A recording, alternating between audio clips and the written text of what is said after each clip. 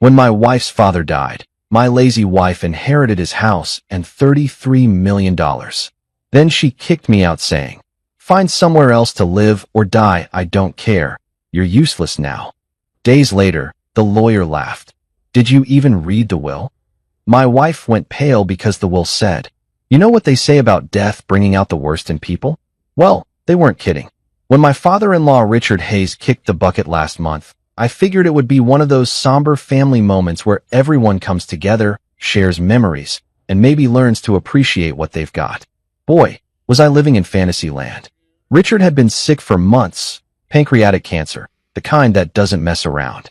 I'd spent countless evenings at his bedside, listening to his stories about building his business empire from scratch, watching old war movies with him when Clarissa was too busy to visit. The man had grit, I'll give him that. Came from nothing and built a fortune that would make most lottery winners weep with envy. $33 million, to be exact, plus that ridiculous mansion in the hills that looked like something out of a Hollywood movie. I thought maybe, just maybe, watching her father waste away would teach my wife Clarissa something about loss. See, I'd been through this dance before when both my parents died in a car crash 5 years ago. That grief nearly destroyed me. The kind of soul-crushing pain that makes you question everything you thought you knew about life.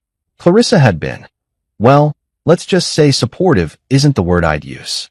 More like mildly inconvenienced by my emotional breakdown. But Richard's death? That was supposed to be different. That was supposed to be her wake-up call about mortality and family and all that heavy stuff that makes people reevaluate their priorities. Instead, it was like Christmas morning for a spoiled brat who just discovered Santa left the entire toy store under the tree. The reading of the will was a joke. Clarissa sat there in her designer black dress, probably cost more than most people's monthly rent, with this smug little smile playing at the corners of her mouth. When the lawyer announced she'd inherited everything, the mansion, the money, the whole damn empire, she didn't even try to hide her satisfaction. Just nodded like she'd been expecting it all along. Which, knowing Clarissa, she probably had been. That's when things got really ugly. Within a week, my sweet, loving wife transformed into someone I barely recognized. Gone was the woman I'd married 7 years ago, the one who used to laugh at my stupid jokes and steal French fries off my plate. In her place was this cold, calculating stranger who looked at me like I was something unpleasant she'd stepped in. The mansion became her kingdom, and I was suddenly the court jester who'd outlived his usefulness. She started making suggestions about how I should find my own path, now that she was financially independent. Because apparently, inheriting millions gives you the right to treat your spouse like expired milk. Then came that evening 3 weeks ago. I'll never forget it as long as I live.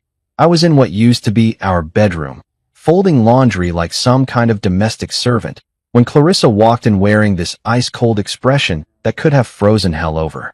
"We need to talk," she said. And brother, those 4 words have never meant anything good in the history of marriage. I looked up from the pile of shirts, trying to read her face. "What's on your mind, babe?" That's when she dropped the nuclear bomb that obliterated what was left of our marriage. "Find somewhere else to live, or die? I don't care. You're useless now." Just like that. No build-up, no explanation. No, it's not you. It's me bullshit. Just pure, unadulterated venom delivered with the emotional warmth of a parking meter. I stood there for what felt like an eternity, holding one of her silk blouses in my hands, trying to process what I'd just heard. "Excuse me. You heard me, Darian. You're dead weight. I don't need you anymore. I have everything I want now, and you're just in the way."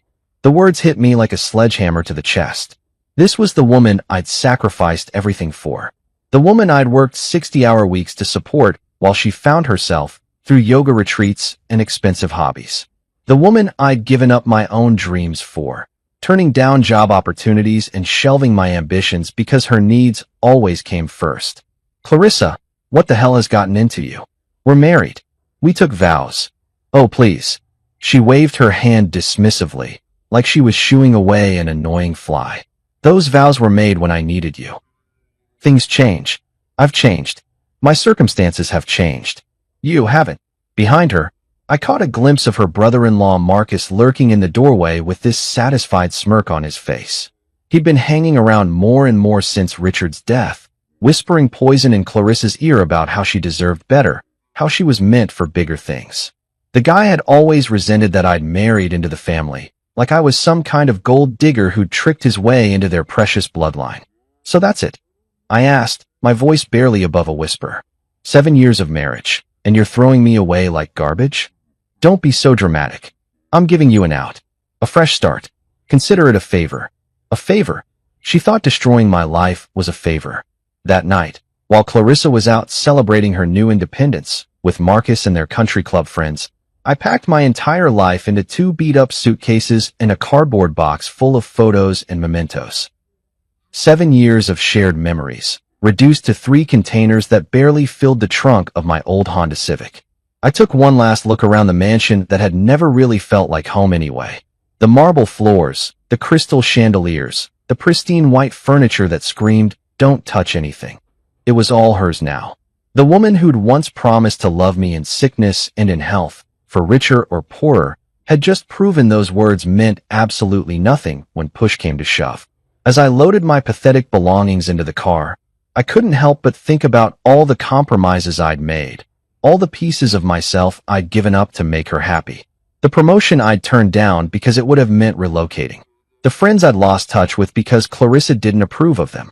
The hobbies I'd abandoned because they weren't sophisticated enough for her social circle. And for what? To be discarded the moment I was no longer useful? The worst part wasn't even the betrayal. It was the casual cruelty of it all. She didn't even have the decency to pretend it was difficult for her. No tears, no apologies, no acknowledgement of what we'd shared. Just cold, calculated dismissal, like I was an employee being laid off from a job I'd never applied for. As I drove away from that mansion for what I thought would be the last time, I caught a glimpse of Clarissa in the rearview mirror, standing in the doorway with her arms crossed, watching me leave like she was making sure the garbage truck had properly collected the trash. That image burned itself into my memory. My wife of 7 years, the woman I'd loved more than life itself, making absolutely certain that the man she'd deemed useless was finally out of her perfect new life. I had no idea that in just a few short weeks, that same image would come back to haunt her in ways she never could have imagined. Let me tell you about rock bottom. It smells like industrial-strength disinfectant mixed with the broken dreams of every poor bastard who's ever checked into the Sunset Motor Lodge. And brother, I was now the latest addition to that illustrious club of life's spectacular failures. The place looked exactly like what you'd expect from a joint that charged $39 a night and had a flickering neon sign that only managed to spell out Sue ETMOL on a good day. The parking lot was a graveyard of beat-up cars and questionable life choices, and mine fit right in with the rest of the automotive disasters. The desk clerk, a guy who looked like he'd seen more action than a war correspondent and cared about as much, barely looked up when I stumbled through the door with my 2 suitcases and box of memories. He just slid a key across the counter and grunted something that might have been room 12 or move your car. Honestly, the guy's communication skills weren't exactly Harvard level. Room 12 turned out to be a masterpiece of budget hospitality. The carpet was this charming shade of "what the hell happened here?" and the wallpaper was peeling like a bad sunburn. The bed looked like it had been through more relationships than a Hollywood starlet, and the bathroom, well, let's just say I've seen crime scenes that were more inviting. But here's the kicker. This dump was paradise compared to the emotional wasteland I was living in.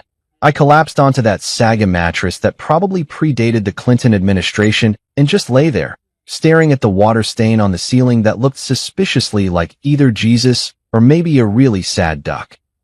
The silence was deafening, broken only by the occasional sounds of domestic bliss from the adjoining rooms. You know, the kind of bliss that involves a lot of shouting and what sounded like someone getting acquainted with the furniture.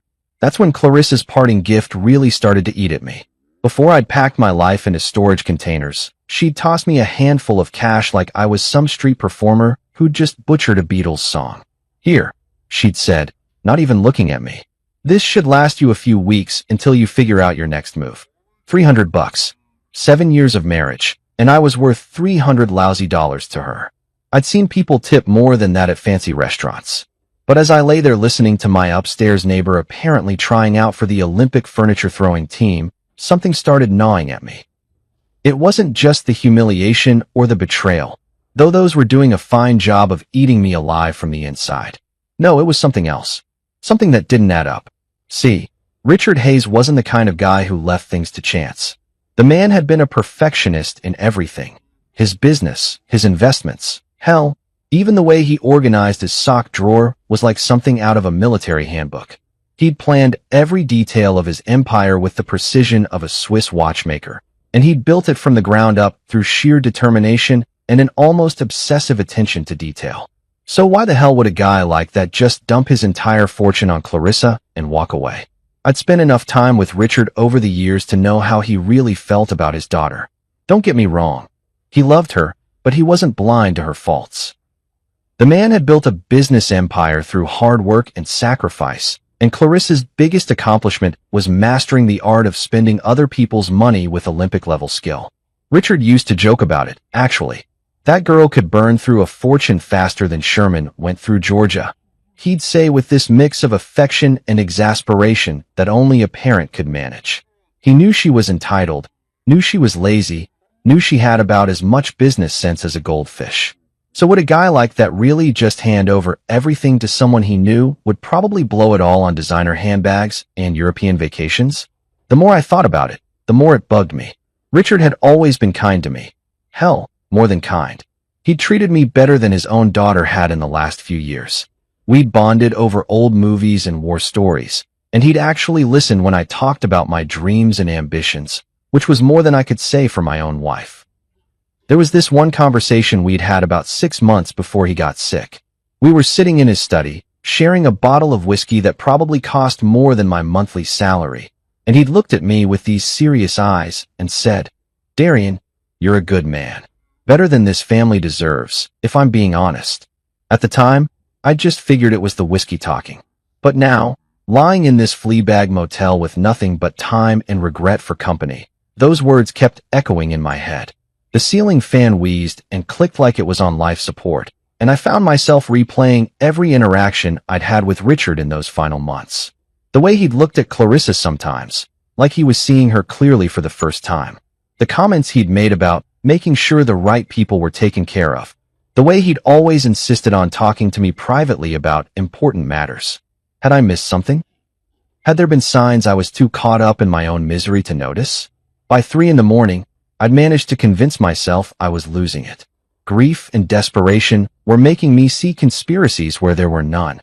Clarissa had inherited everything fair and square, and I was just the discarded husband looking for some kind of cosmic justice that didn't exist in the real world. But when dawn finally crawled through those moth-eaten curtains, bringing with it the cheerful sounds of traffic and human misery, I made a decision. Call it curiosity, call it desperation, call it the last pathetic gasps of a man who'd lost everything. I was going to find out the truth. With the few dollars I had left after paying for another night in paradise, I dug out my phone and looked up the number for Charles Whitmore, Richard's longtime attorney. The man had been handling the Hayes family legal affairs for over 20 years, and if anyone knew the real story behind Richard's will, it would be him. My hands were shaking as I dialed the number. This was probably going to be the most embarrassing phone call of my life. The pathetic ex-son-in-law fishing for scraps, hoping against hope that maybe there was some kind of mistake, some tiny loophole that might throw me a lifeline. But something deep in my gut told me this wasn't over. Richard Hayes had been too smart, too careful, too damn strategic to leave his life's work in the hands of someone he knew would destroy it. And if I was right, if there was more to this story than Clarissa's triumphant inheritance, then maybe, just maybe, the man she'd called useless was about to prove just how wrong she'd been. The phone rang once, twice, 3 times. When Charles Whitmore's receptionist finally answered, I took a deep breath and stepped into what I hoped wasn't just another dead end, but the beginning of something that might just change everything. Charles Whitmore's office was the kind of place that screamed old money from every mahogany-paneled surface. Walking through those doors felt like stepping into a different century, where handshake deals actually meant something and lawyers wore 3-piece suits because it was Tuesday, not because they were trying to impress anyone. The receptionist, a silver-haired woman who looked like she'd been guarding the gates of legal wisdom since the Eisenhower administration, informed me that Mr. Whitmore could see me immediately. That should have been my first clue that something was up. In my experience, lawyers don't just drop everything for broke guys who smell like cheap motel soap and desperation. But Charles? He greeted me like I was the prodigal son returning home for Christmas dinner. Darian, my boy. He practically jumped up from behind his massive desk, which was covered in more legal documents than a Supreme Court case. I've been trying to reach you for weeks. Your wife told me you'd left town. I stopped dead in my tracks. She told you what? Said you'd packed up and moved to, where was it? Arizona? Nevada? Somewhere out west, anyway. Said you wanted a fresh start after Richard's passing and didn't want to be contacted about any legal matters. The blood in my veins turned to ice water. That lying, scheming, backstabbing which had been intercepting my mail, screening my calls, basically erasing me from existence while she played queen of the castle. I should have been furious, but honestly, I was almost impressed by the sheer audacity of it all. Charles, I said, trying to keep my voice steady, I've been staying at the Sunset Motor Lodge about 15 minutes from here. I never left town, and I sure as hell never told anyone I didn't want to be contacted. The old lawyer's eyebrows shot up so high they practically disappeared into his hairline. He walked over to a filing cabinet that looked like it could survive a nuclear blast and pulled out a thick manila folder with Richard's name on it. Son, we need to talk. And I mean right now. He gestured to the leather chair across from his desk, the kind of chair that probably cost more than my car and felt like sitting on a cloud made of butter and good intentions. Charles settled behind his desk with the folder in front of him, looking at me like he was about to deliver news that would either make my day or ruin my life. Darian, what exactly did Clarissa tell you about her father's will? That she inherited everything. The mansion, the money, the whole $33 million empire. Pretty cut and dried, according to her. Charles made a noise that sounded like a cross between a chuckle and a snort. Cut and dried. That's rich. He opened the folder and pulled out what looked like the original will, thick, official-looking papers with more seals and signatures than a peace treaty.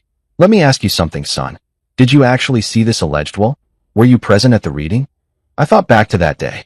Clarissa had come home from the lawyer's office practically glowing with satisfaction, waving some papers around like she'd just won the lottery. But now that I really thought about it, no, I admitted. She said it was family business. That since I wasn't a blood relative, I didn't need to be there. She brought home copies of some documents, but I never saw the actual will. Copies. Charles shook his head like I'd just told him I'd bought the Brooklyn Bridge from a guy in a trench coat. Of course she did. He turned the will around so I could see it, and my heart started pounding like I'd just run a marathon. Even upside down, I could see my name mentioned multiple times throughout the document. Darian, according to Richard's actual last will and testament, the one he signed, witnessed, and notarized in this very office, you are the primary beneficiary of his estate. The words hit me like a freight train carrying a cargo of disbelief. I'm sorry, what? The mansion, 70% of his liquid assets, controlling interest in his business holdings. It's all yours, son. Every last penny of it. I stared at the document like it was written in ancient Sumerian. But Clarissa said. Clarissa was left $10 million, Charles continued, flipping through the pages. A very generous inheritance, mind you, but it came with conditions. What kind of conditions? Charles adjusted his reading glasses and found the relevant section. The bequest to Clarissa Hayes Morrison is contingent upon her treatment of her husband, Darian Morrison, following Richard's death. Should she fail to honor the bonds of marriage and treat her husband with the respect and dignity he deserves, said bequest shall be null and void, and those assets shall revert to the primary beneficiary. My mouth went dry. You're telling me that by throwing me out like yesterday's garbage, she forfeited her entire inheritance? That's exactly what I'm telling you. Charles leaned back in his chair with something that might have been satisfaction dancing in his eyes. Richard was very specific about this clause.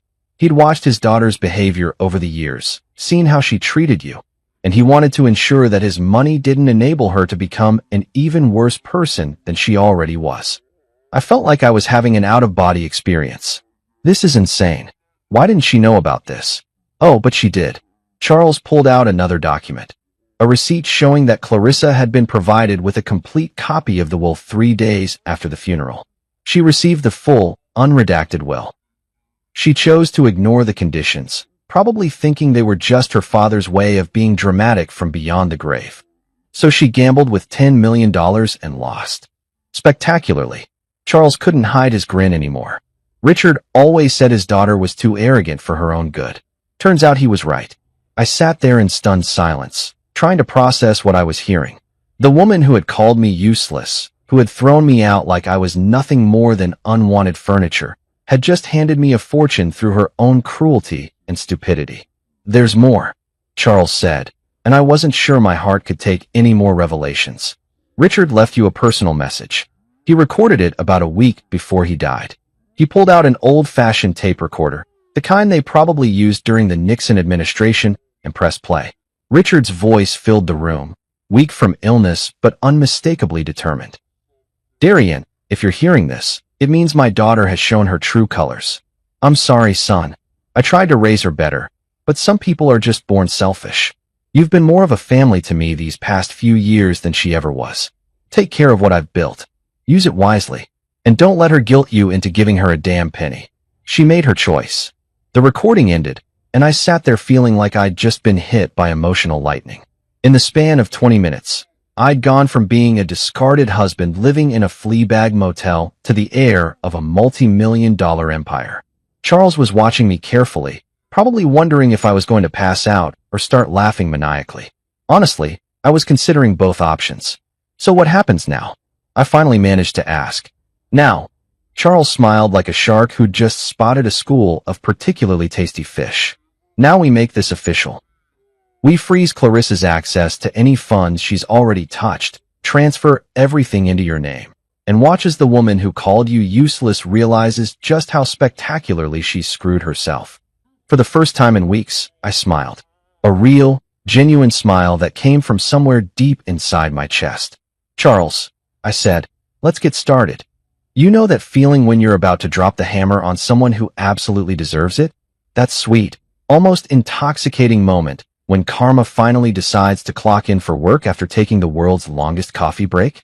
Yeah, that's exactly where I was sitting in Charles Whitmore's office, signing documents that were about to turn my cheating, lying, gold-digging wife's world upside down.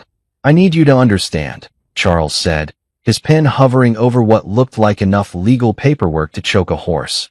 "Once we set this in motion, there's no going back. Clarissa will lose access to everything. The accounts, the credit cards, the house, all of it. Are you absolutely certain this is what you want?" I thought about those 3 weeks in the Sunset Motor Lodge, listening to the sounds of other people's broken dreams through paper-thin walls. I thought about Clarissa's ice-cold eyes when she told me to find somewhere else to live or die. I thought about the casual cruelty with which she'd discarded 7 years of marriage like it was a subscription she didn't want anymore. "Charles," I said, putting pen to paper, "I've never been more sure of anything in my life." The first domino fell within an hour. Charles had this network of contacts that would make the CIA jealous, and he put every one of them to work. Bank accounts were frozen faster than a Minnesota lake in January. Credit cards were canceled with the efficiency of a Swiss train schedule. The utilities at the mansion, electricity, gas, water, internet, even the fancy security system, were all transferred back into my name by close of business. But the real kicker was Rosa Delgado. Rosa was a private investigator who looked like she could bench press a Buick and had a reputation for finding dirt on people that would make a tabloid journalist weep with envy. Charles had worked with her on dozens of cases over the years, and when he called her about investigating the forged documents Clarissa had been waving around, she was practically salivating over the phone. "Honey," she told me during our brief introduction, "I've seen some grade-A scumbags in my time. But a woman who forges her dead daddies will to screw over her husband? That's a special kind of evil. This is going to be fun." By 5 o'clock that afternoon, Rosa had already uncovered enough evidence to sink Clarissa's little fraud scheme deeper than the Titanic. Turns out my dear wife had paid some 2-bit document forger named Jimmy the font Castellano to create a fake while using letterhead stolen from Charles's office. The guy apparently specialized in fake IDs for college kids, but Clarissa had convinced him to branch out into high-end document fraud for the low price of $50,000.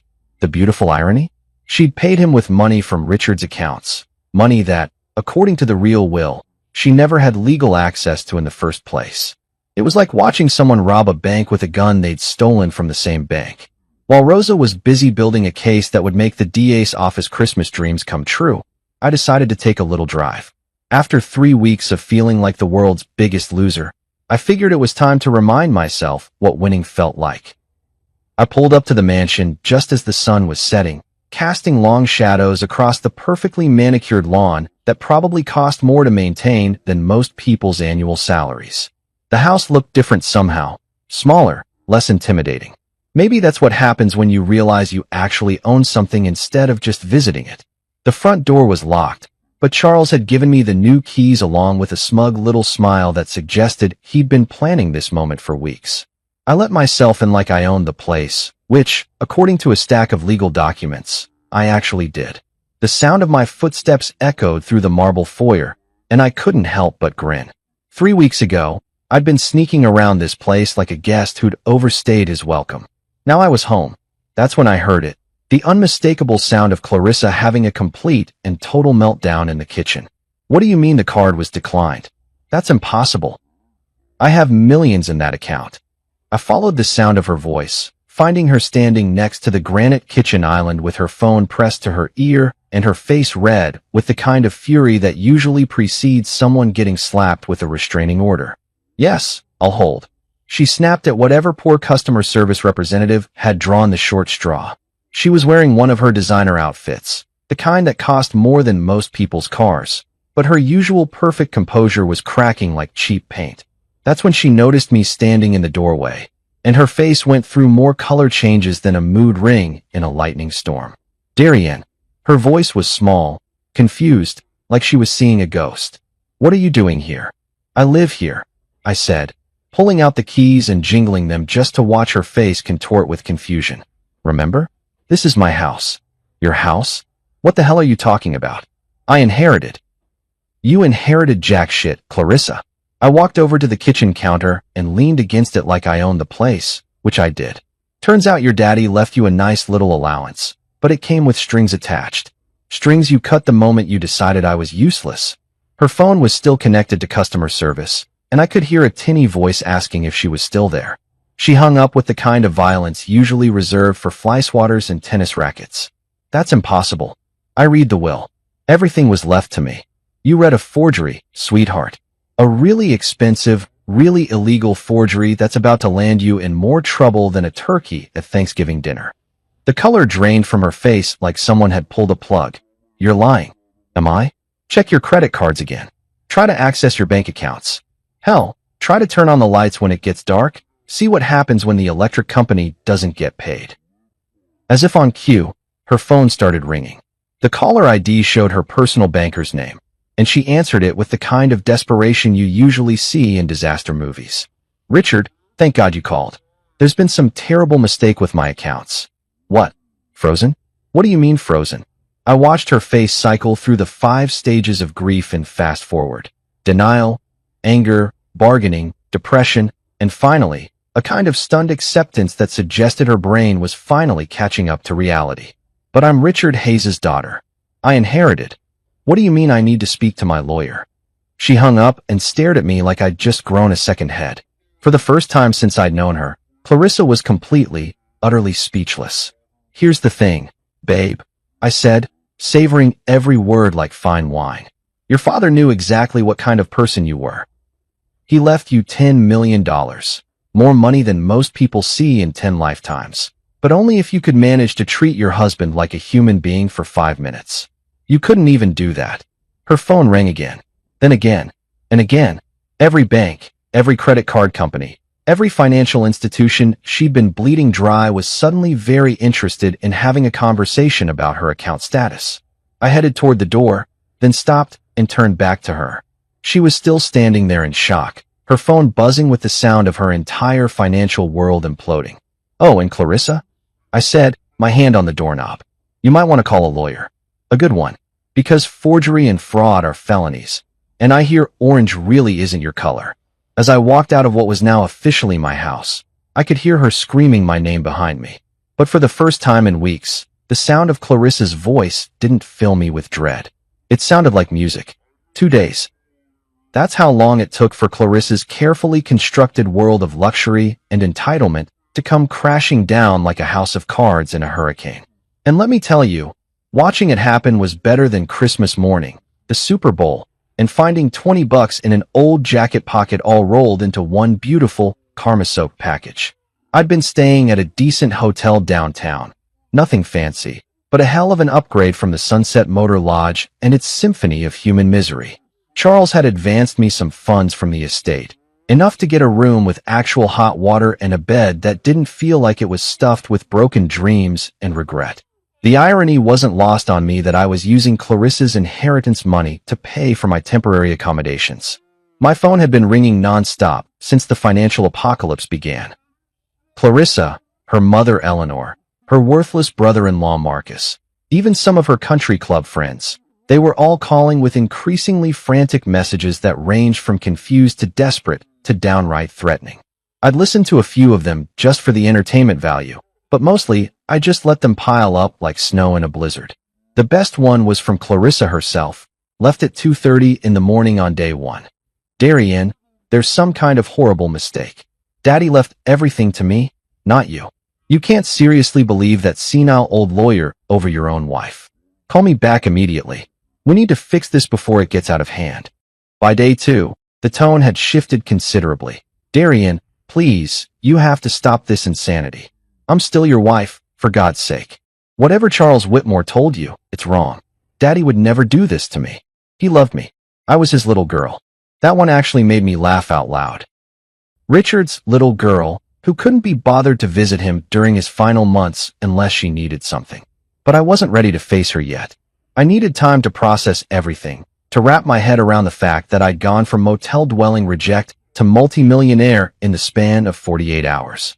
So I took a little vacation from reality, ordering room service and watching pay-per-view movies while Rosa Delgado and Charles Whitmore systematically dismantled every aspect of Clarissa's fraudulent little empire. Rosa called me with updates that were better than any soap opera. Your wife tried to withdraw cash from 3 different ATMs yesterday, she told me with obvious glee in her voice.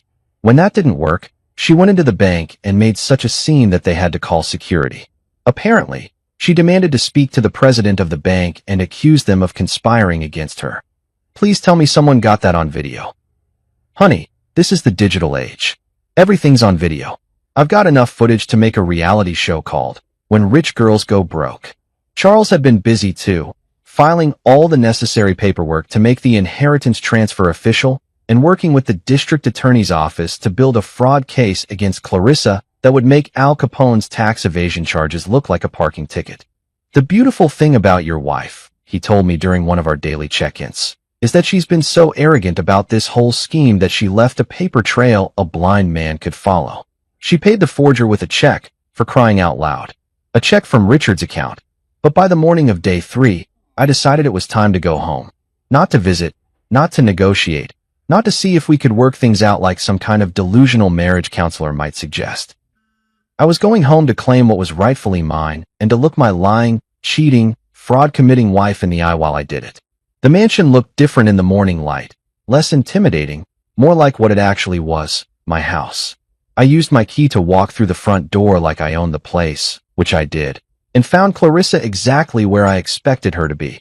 In the living room, surrounded by empty wine bottles and tissues, looking like the aftermath of a very exclusive natural disaster. She'd clearly been crying for hours, maybe days. Her usually perfect hair looked like she'd been through a blender, her designer makeup was streaked down her face like war paint, and she was wearing the same clothes from 2 days ago, which for Clarissa was like showing up to church in a bikini. When she saw me, she practically launched herself off the couch with the kind of desperate energy you usually see in zombie movies. Darian, thank God you're here. I've been trying to reach you for days. There's been this terrible mistake, and we need to fix it right now before everything gets completely out of control. I stayed by the doorway, keeping a safe distance between myself and the woman who was quickly transforming from ice queen to hot mess. There's no mistake, Clarissa. Everything's working exactly the way it's supposed to. No, she said, shaking her head like she could will reality to change through sheer stubbornness. Daddy left everything to me. I'm his daughter, his blood. You were just married into the family. Just married into the family. I repeated, letting the words hang in the air like smoke from a house fire. Is that what I was to you? Just some outsider who happened to put a ring on your finger? That's not what I meant. But her eyes said otherwise. I meant that, legally speaking, blood relations usually get screwed over by their own greed. I finished for her. Your father knew exactly what kind of person you were, Clarissa. He gave you a choice. Treat your husband with basic human decency and inherit $10 million. Or be the selfish, cruel person you've always been and get nothing. You chose nothing. That's when she tried a different approach.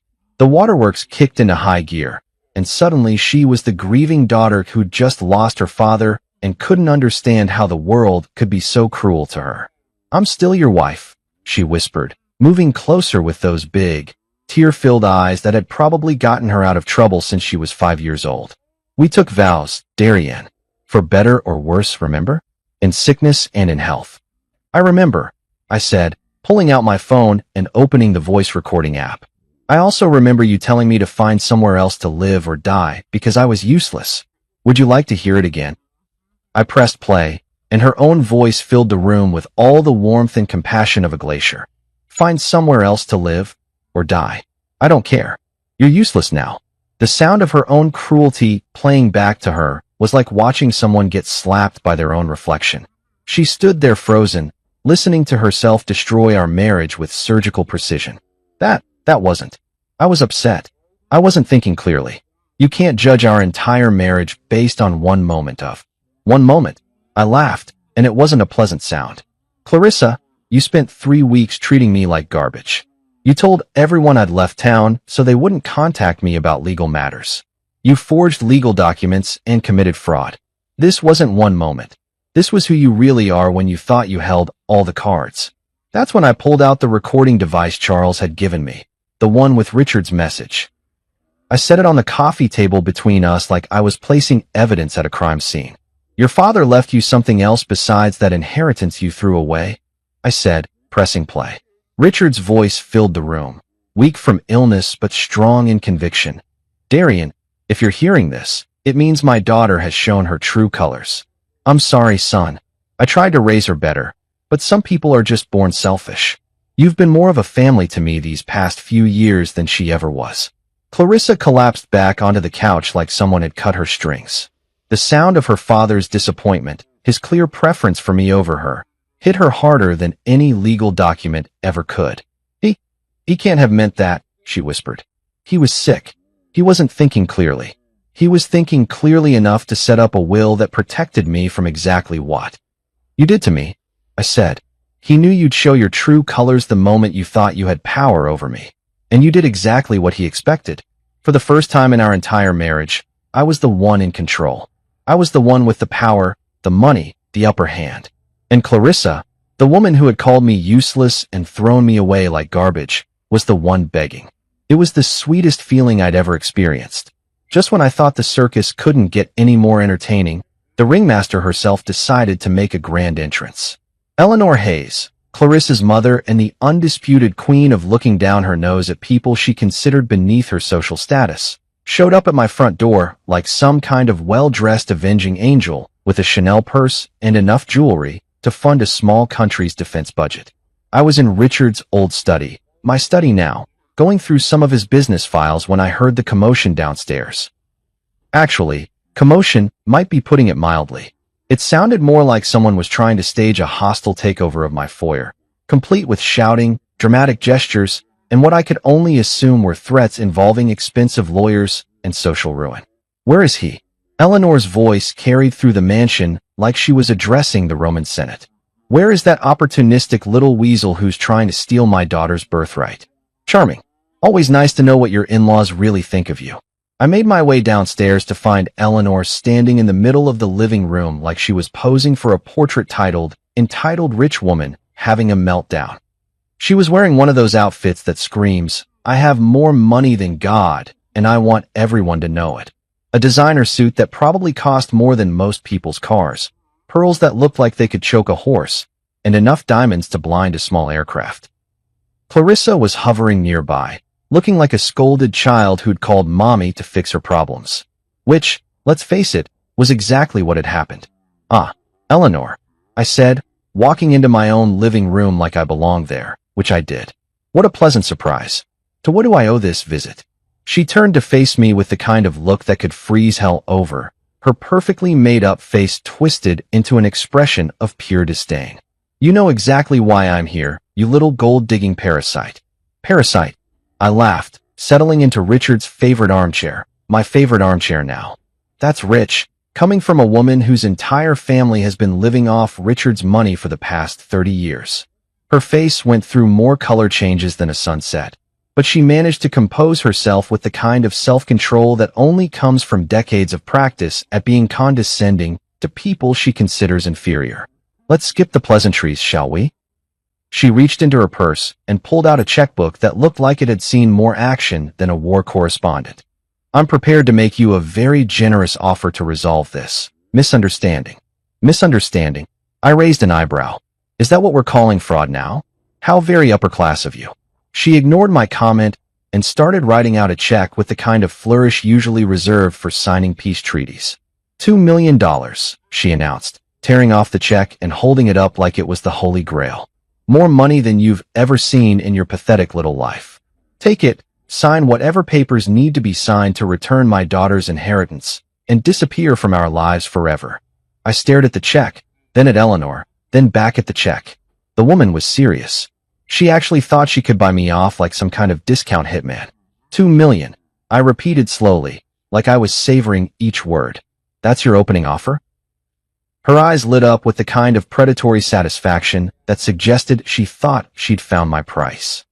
"I knew you'd see reason. You always struck me as a practical man, despite your humble origins." "Oh, I am practical," I said, standing up and walking over to her. "Practically insulted that you think I'm stupid enough to trade a $33 million inheritance for pocket change." The confident smile slipped from her face like makeup in a rainstorm. "Excuse me. You heard me. Your daughter forged legal documents to try to steal my inheritance. Your dead husband left me everything because he knew exactly what kind of people his family really were. And now you're trying to bribe me into giving up what's legally mine. The balls on you people are absolutely astronomical." Eleanor's composure cracked like cheap paint. She grabbed the check back and started writing furiously. $5 million, she snapped, practically throwing the new check at me. "That's more than enough to set you up for life. You could buy a nice little house somewhere far away from here and live comfortably for the rest of your miserable existence." I picked up the check, looked at it for exactly 2 seconds, then tore it in half. The sound of expensive paper ripping seemed to echo through the room like a gunshot. "Lady, you could offer me $50 million and the answer would still be no. This isn't about money. This is about justice. Your daughter treated me like garbage, threw me away like I was nothing, and tried to steal from me using forged documents. Now she gets to live with the consequences." That's when Eleanor's mask finally came off completely. The polite society matron disappeared, replaced by something that looked like it belonged in a nature documentary about apex predators. "You ungrateful little worm," she hissed, her voice dropping to the kind of whisper that usually precedes someone getting shanked in a prison yard. "You have no idea who you're dealing with. Richard may have built this empire, but the Hayes family has connections you can't even imagine. We have friends and places that could make your life very, very difficult." "Is that a threat, Eleanor?" "It's a promise." She stepped closer, and I caught a whiff of expensive perfume mixed with something that smelled suspiciously like desperation. "You think you've won because you have some legal documents? Money and power are about more than paperwork, you pathetic little man. They're about influence, connections, the ability to make problems disappear." She paused for dramatic effect, clearly expecting me to start trembling with fear or begging for mercy. Instead, I just stood there looking mildly amused, which seemed to piss her off even more.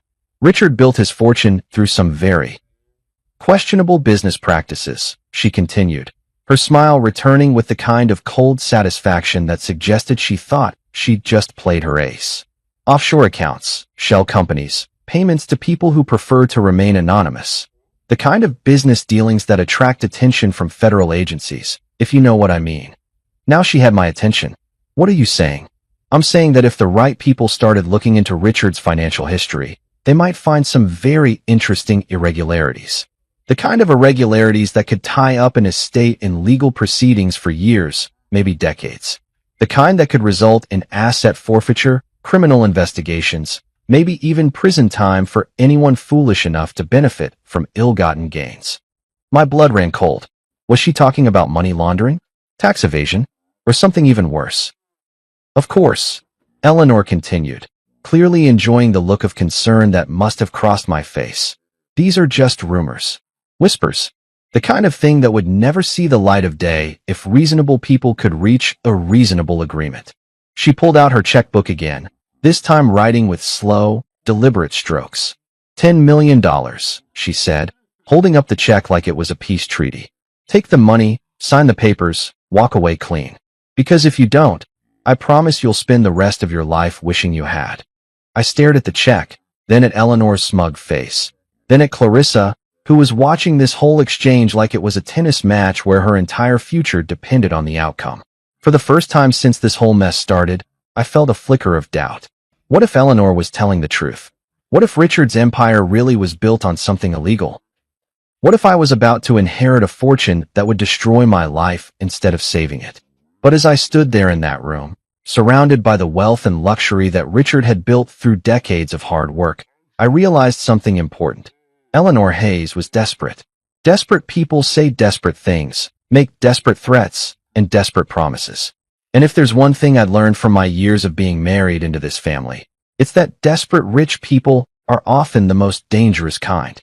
Eleanor, I said finally, my voice steady despite the tornado of doubts swirling in my chest. I think it's time for you to leave my house. Her face went white with rage. Your house? This will never be your house, you pathetic. Get out, I said, walking to the front door and holding it open. Now, as she stormed past me, her pearls clicking together like angry castanets, she stopped and turned back one last time. This isn't over, she whispered. Not by a long shot. And as I watched her drive away in her ridiculously expensive car, I couldn't shake the feeling that she might be right. Eleanor's threats echoed in my head like a bad song you can't shake, the kind that plays on repeat until you want to take a sledgehammer to your radio. After she'd stormed out of my house with all the dignity of a pissed-off peacock, I found myself standing in Richard's study, my study, staring at filing cabinets full of business documents that suddenly felt less like treasure chests and more like potential Pandora's boxes. Was I sitting on a fortune built from blood money? Had the man I'd respected, the father-in-law who'd treated me better than his own daughter ever had, been running some kind of criminal enterprise under the cover of legitimate business? The possibility made my stomach churn like a washing machine full of regret and bad decisions. I called Charles first, because if anyone would know about skeletons in Richard's closet, it would be his lawyer of 20 years. Eleanor came to see me today, I told him without preamble. She made some interesting allegations about Richard's business practices, something about offshore accounts and federal agencies. There was a pause on the other end of the line, the kind of silence that usually means someone's either dead or thinking very carefully about what they're going to say next. Darian, Charles said finally, I think we need to meet. In person. And we need to bring Rosa. That didn't sound ominous at all. 2 hours later, we were gathered in Charles's office like some kind of legal war council. Rosa had brought a laptop and enough files to stock a small library, while Charles looked like a man who was about to perform surgery on his own reputation. Before we go any further, Charles began, I need you to understand something. Everything I'm about to tell you is protected by attorney-client privilege, both with Richard and now with you as his heir. But Eleanor isn't entirely wrong. My heart sank faster than the Titanic in an ice storm. So Richard was dirty? Not dirty, Rosa interjected, pulling up what looked like bank records on her laptop. More like creatively accounting for his civic responsibilities. What the hell does that mean? Charles leaned back in his chair and rubbed his temples like he was trying to massage away a decades-old headache. It means Richard was very good at finding legal ways to avoid paying taxes. Offshore shell companies, creative consulting contracts, payments to entities that existed primarily on paper. Nothing illegal, mind you, but definitely operating in the gray areas of financial law. Rosa turned her laptop around so I could see the screen.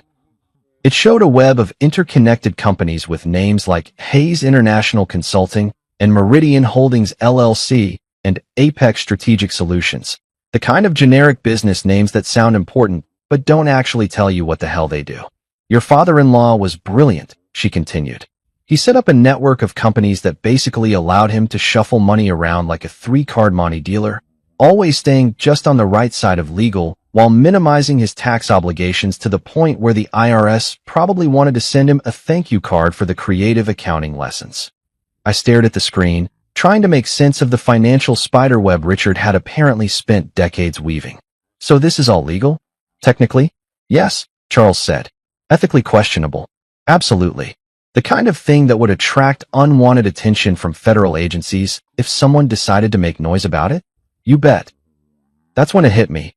Eleanor wasn't threatening to expose criminal activity. She was threatening to expose aggressive tax avoidance strategies that, while legal, would tie up Richard's estate in investigations and audits for years. She was trying to make my inheritance so toxic that I'd walk away just to avoid the hassle. So what you're telling me, I said slowly, is that Richard was basically a financial ninja who figured out how to legally screw the government out of tax money, and Eleanor's threatening to rat him out to cause me headaches? In layman's terms? Pretty much, Rosa grinned. Your father-in-law was playing 4D chess, while everyone else was playing checkers. But something still bothered me. If this is all above board, why would Eleanor think it could destroy me? Why would she be so confident that exposing it would get me to back down? Charles and Rosa exchanged a look that made my anxiety spike like a heart monitor in an emergency room. Because, Charles said carefully, there's one more thing you need to know. He pulled out another folder, this one thicker than the others and sealed with enough legal tape to suggest its contents were either extremely important or extremely dangerous. 3 months before Richard died, he came to see me. Not about his will, not about his medical condition, but about this. He gestured to the sealed folder. He said he'd been contacted by someone from the Treasury Department. Someone asking questions about his business practices. The room suddenly felt about 20 degrees colder. What kind of questions? The kind that suggests someone had been looking very closely at his financial activities for a very long time, Rosa said. The kind that suggests maybe Richard's creative accounting had finally attracted the wrong kind of attention. But here's the thing, Charles continued, breaking the seal on the folder with the solemnity usually reserved for reading last rites. Richard wasn't worried about the investigation. In fact, he seemed almost relieved. He pulled out a stack of documents that looked official enough to make my palms sweat. Treasury Department letterhead, FBI insignias, the kind of government paperwork that either means you're about to get a medal or about to get arrested. Darian, Charles said, looking me straight in the eye. Richard had been working with federal authorities for over 2 years. Everything you're inheriting, the money, the businesses, all of it, was part of an authorized operation to track down actual money launderers and tax evaders. I felt like someone had just told me that gravity was optional and the sky was actually purple. You're telling me Richard was an undercover agent? Not exactly, Rosa said, taking over the explanation with the kind of enthusiasm that suggested she'd been dying to tell this story. More like a very well-compensated informant. The Fed suspected that some of Richard's business associates were using similar shell company setups for actual criminal purposes, drug money, human trafficking, the really nasty stuff. They needed someone on the inside who understood how these financial networks operated. She pulled up another screen on her laptop, this one showing what looked like an organizational chart that would make a conspiracy theorist weep with joy. For 2 years, Richard fed information to the Treasury Department and the FBI about suspicious financial activities in his business circles.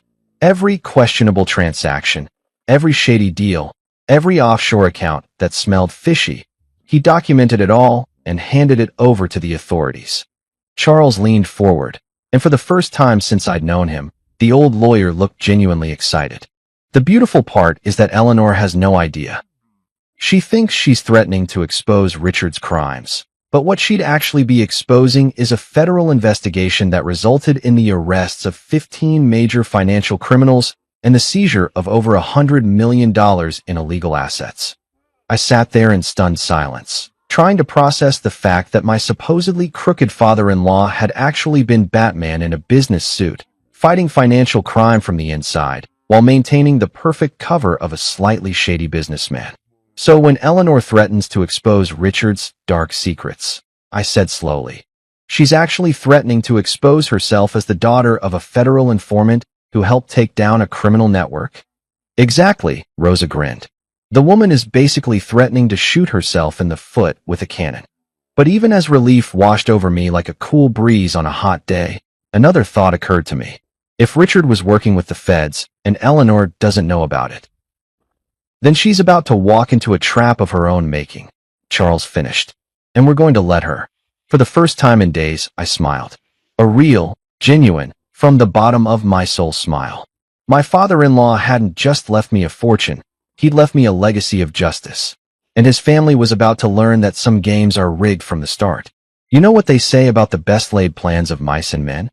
Well, sometimes those plans involve wearing a wire to dinner with your lying, scheming ex-wife and her equally crooked mother while federal agents listen in from a van parked outside your house.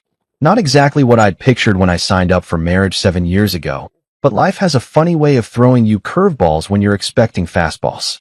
After discovering that Richard had been working with the feds, Charles made a phone call that changed everything. Within 6 hours, I was sitting across from Agent Sylvia Martinez of the FBI, a woman who looked like she could bench press a Buick and had the kind of no-nonsense attitude that made you want to confess to crimes you'd never even thought about committing. Mr. Morrison, she said, settling into the chair across from me in Charles's office. Your father-in-law was instrumental in helping us build cases against some very dangerous people. His cooperation led to multiple arrests and the seizure of significant criminal assets. So I've been told, I said, still trying to wrap my head around the idea that Richard had been living a double life as some kind of financial superhero. But what does that have to do with me? Agent Martinez smiled, and it was the kind of smile that usually preceded someone having a very bad day. Your wife and mother-in-law are about to make a very big mistake. They're going to try to blackmail you with information about Richard's business dealings, not knowing that everything they think they know about him is exactly what we wanted his criminal associates to believe. She pulled out a small device that looked like something out of a spy movie, the kind of wire that probably cost more than my old car and was about as sophisticated as a NASA satellite. We'd like you to wear this during your next conversation with them. Let them make their threats. Let them try to extort you. Let them dig themselves deeper into a hole they don't even know they're standing in.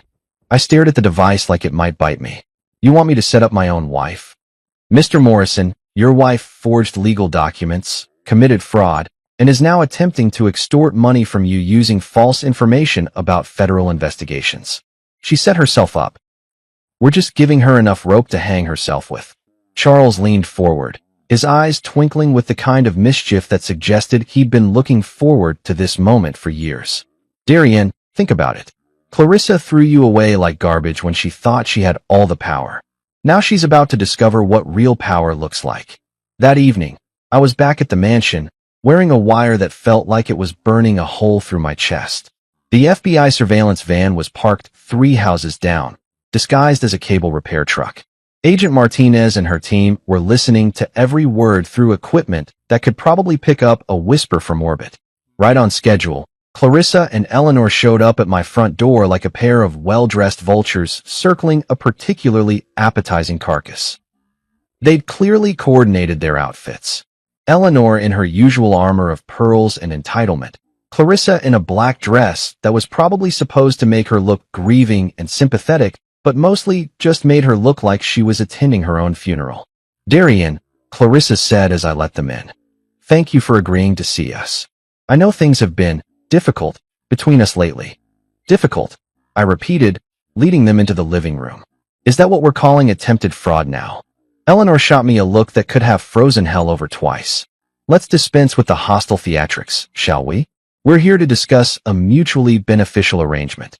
They'd brought a briefcase. An actual briefcase, like we were conducting some kind of arms deal in a Cold War spy novel. Eleanor set it on the coffee table with the kind of ceremony usually reserved for signing peace treaties. Inside this case, she announced with all the drama of a game show host, are copies of documents that prove your precious Richard was involved in some very questionable business practices. Money laundering, tax evasion, payments to entities that the IRS would find very, very interesting. She opened the briefcase to reveal stacks of papers that looked official enough to fool someone who didn't know any better. Bank statements, wire transfer records, correspondence with shell companies. It was an impressive collection of evidence that would have been devastating if it weren't exactly what the federal government had wanted Richard's associates to see. These documents, Clarissa chimed in, clearly reading from a script they'd rehearsed, could tie up Daddy's estate in federal investigations for decades. Every penny you think you've inherited could be frozen, seized, or forfeited as the proceeds of criminal activity. I played my part perfectly, letting my face show just enough concern to keep them talking. What exactly are you proposing? A simple trade, Eleanor said, pulling out a contract that looked like it had been drafted by the devil's own legal team. You sign over the estate to Clarissa, we make these documents disappear forever, and everyone walks away clean. And if I refuse? Eleanor's smile was sharper than a surgeon's scalpel. Then copies of these documents find their way to the IRS, the FBI, the Treasury Department, and every financial crimes unit on the Eastern Seaboard. Your life becomes a living hell of audits, investigations, and legal fees that would bankrupt a small country. Clarissa leaned forward with the kind of fake sympathy that made my skin crawl. We don't want to hurt you, Darien. We're trying to protect you from something that could destroy your life.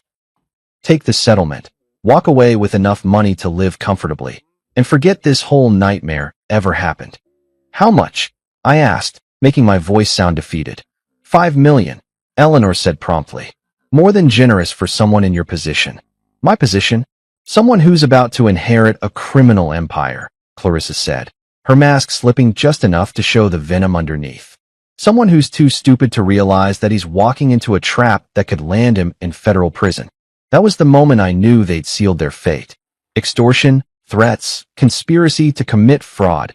Agent Martinez was probably taking notes faster than a court stenographer on amphetamines. You know what? I said, standing up and walking to the window where I could see the fake cable truck in the distance. I think I need some time to consider your generous offer. Time. Eleanor's voice rose to the kind of pitch usually reserved for dog whistles. You don't have time. Every day you delay increases the risk that someone else discovers what we know. Maybe a week, I said, turning back to face them. Just to get my affairs in order, make sure I understand all the implications. That's when Eleanor lost it completely. The polite society matron vanished, replaced by something that belonged in a nature documentary about predatory reptiles. You listen to me, you ungrateful little parasite, she hissed, standing up so fast she knocked over her chair. We're offering you a way out of this mess, and you're going to take it. Because if you don't, I will personally make sure that your pathetic life becomes a living nightmare. I have friends in the federal government, friends who owe me favors, friends who would be very interested to know about Richard's criminal activities. Criminal activities, I repeated calmly, such as money laundering. Clarissa practically shouted. Tax evasion, conspiracy, fraud. Everything in that briefcase proves that Daddy was a criminal, and you're about to inherit the proceeds of his crimes. That's when the front door burst open like something out of an action movie. Agent Martinez and 3 other federal agents swept into the room with the kind of coordinated precision that suggested they'd done this dance before. FBI, Martinez announced, her weapon drawn but pointed at the floor. Everyone stay where you are. The look on Eleanor's face was priceless, like she'd just discovered that gravity was optional and she was about to fall upward into space. Clarissa actually screamed, a high-pitched sound that probably scared every dog in a 3-block radius. Eleanor Hayes, Martinez continued, producing handcuffs with the kind of professional efficiency that suggested she really enjoyed her job. You're under arrest for attempted extortion, conspiracy to commit fraud, and obstruction of a federal investigation. Obstruction? Eleanor sputtered as the cuffs clicked into place. What federal investigation? The one your husband was helping us conduct for the past 2 years, Martinez replied with obvious satisfaction. The one that resulted in multiple arrests and significant asset seizures. The one you just tried to blackmail his heir about. Clarissa was next, her cuffs applied while she screamed about lawyers and constitutional rights, and how this was all a terrible mistake. But as they led her toward the door, she turned back to me with a look of pure, undiluted hatred. You set us up, she spat. You betrayed your own wife. I looked her straight in the eye as Agent Martinez read her rights. Clarissa, you tried to erase me from existence. You forged legal documents, committed fraud, and then tried to extort me when that didn't work. I didn't betray you. I just let you hang yourself with your own rope. As they loaded my ex-wife and her mother into the back of federal vehicles, I couldn't help but think about that first night in the Sunset Motor Lodge when I'd thought my life was over. Turned out it was just beginning. The federal courthouse looked like something out of a legal drama. All marble columns and imposing architecture designed to make you feel simultaneously awed by the majesty of justice and terrified that you might be on the wrong side of it. I was sitting in Agent Martinez's office 3 days after the arrests, watching her flip through a file thick enough to stop a small caliber bullet while she explained exactly how deep this rabbit hole went. Your wife and mother-in-law. She began with the kind of satisfaction usually reserved for people who've just solved a particularly difficult crossword puzzle, managed to confess to multiple federal crimes in under 10 minutes. It's actually impressive in its own way, like watching someone set a world record for self-destruction. The recording of that night played on her computer, and hearing Clarissa's voice admitting to forgery and extortion felt surreal, like watching a movie where the villain accidentally confesses to everything while thinking they're being clever. But here's what they didn't know, Martinez continued, pulling out another folder that looked even more official than the last one. What nobody knew, except for me, my direct supervisor, and Richard himself. She opened the folder to reveal photographs, surveillance reports, financial records, and what looked like enough documentation to write a novel about financial crime in America. At the center of it all was Richard's face, looking exactly like the man I'd known, serious, determined, and apparently living the kind of double life that would make James Bond jealous. Darian, your father-in-law wasn't just helping us catch financial criminals. He was the key to dismantling one of the largest money laundering operations on the East Coast. I stared at the photographs showing Richard at various business meetings, restaurants, and what looked like some kind of exclusive club where people wore suits that cost more than most cars. He was undercover? Not exactly undercover. More like a cooperating witness with access. See, about 3 years ago, Richard came to us. Not the other way around. He'd figured out that some of his business associates were using shell companies similar to his own for genuinely criminal purposes. She pulled out a chart that looked like something you'd see in a crime movie. Names connected by red string, photographs of stern-looking men in expensive suits, and financial flows that resembled a spider web designed by someone with a PhD in complexity theory. Marcus Valdez, Tommy the Fish Marconi, Elena Kozlova. These people weren't just avoiding taxes like Richard. They were washing money for drug cartels, human trafficking operations, and arms dealers. We're talking about billions of dollars in criminal proceeds flowing through legitimate-looking businesses. The names meant nothing to me, but the photographs did. I recognized a few faces from Richard's social events. Men who'd seemed perfectly respectable at charity galas and country club dinners. Men who'd shaken my hand and asked about my golf game, while apparently running criminal enterprises on the side. Richard could have just walked away, Martinez continued. Could have kept his mouth shut and his hands clean. Instead, he came to us and said he wanted to help bring them down. She pulled out what looked like a personal letter, handwritten on Richard's familiar stationery.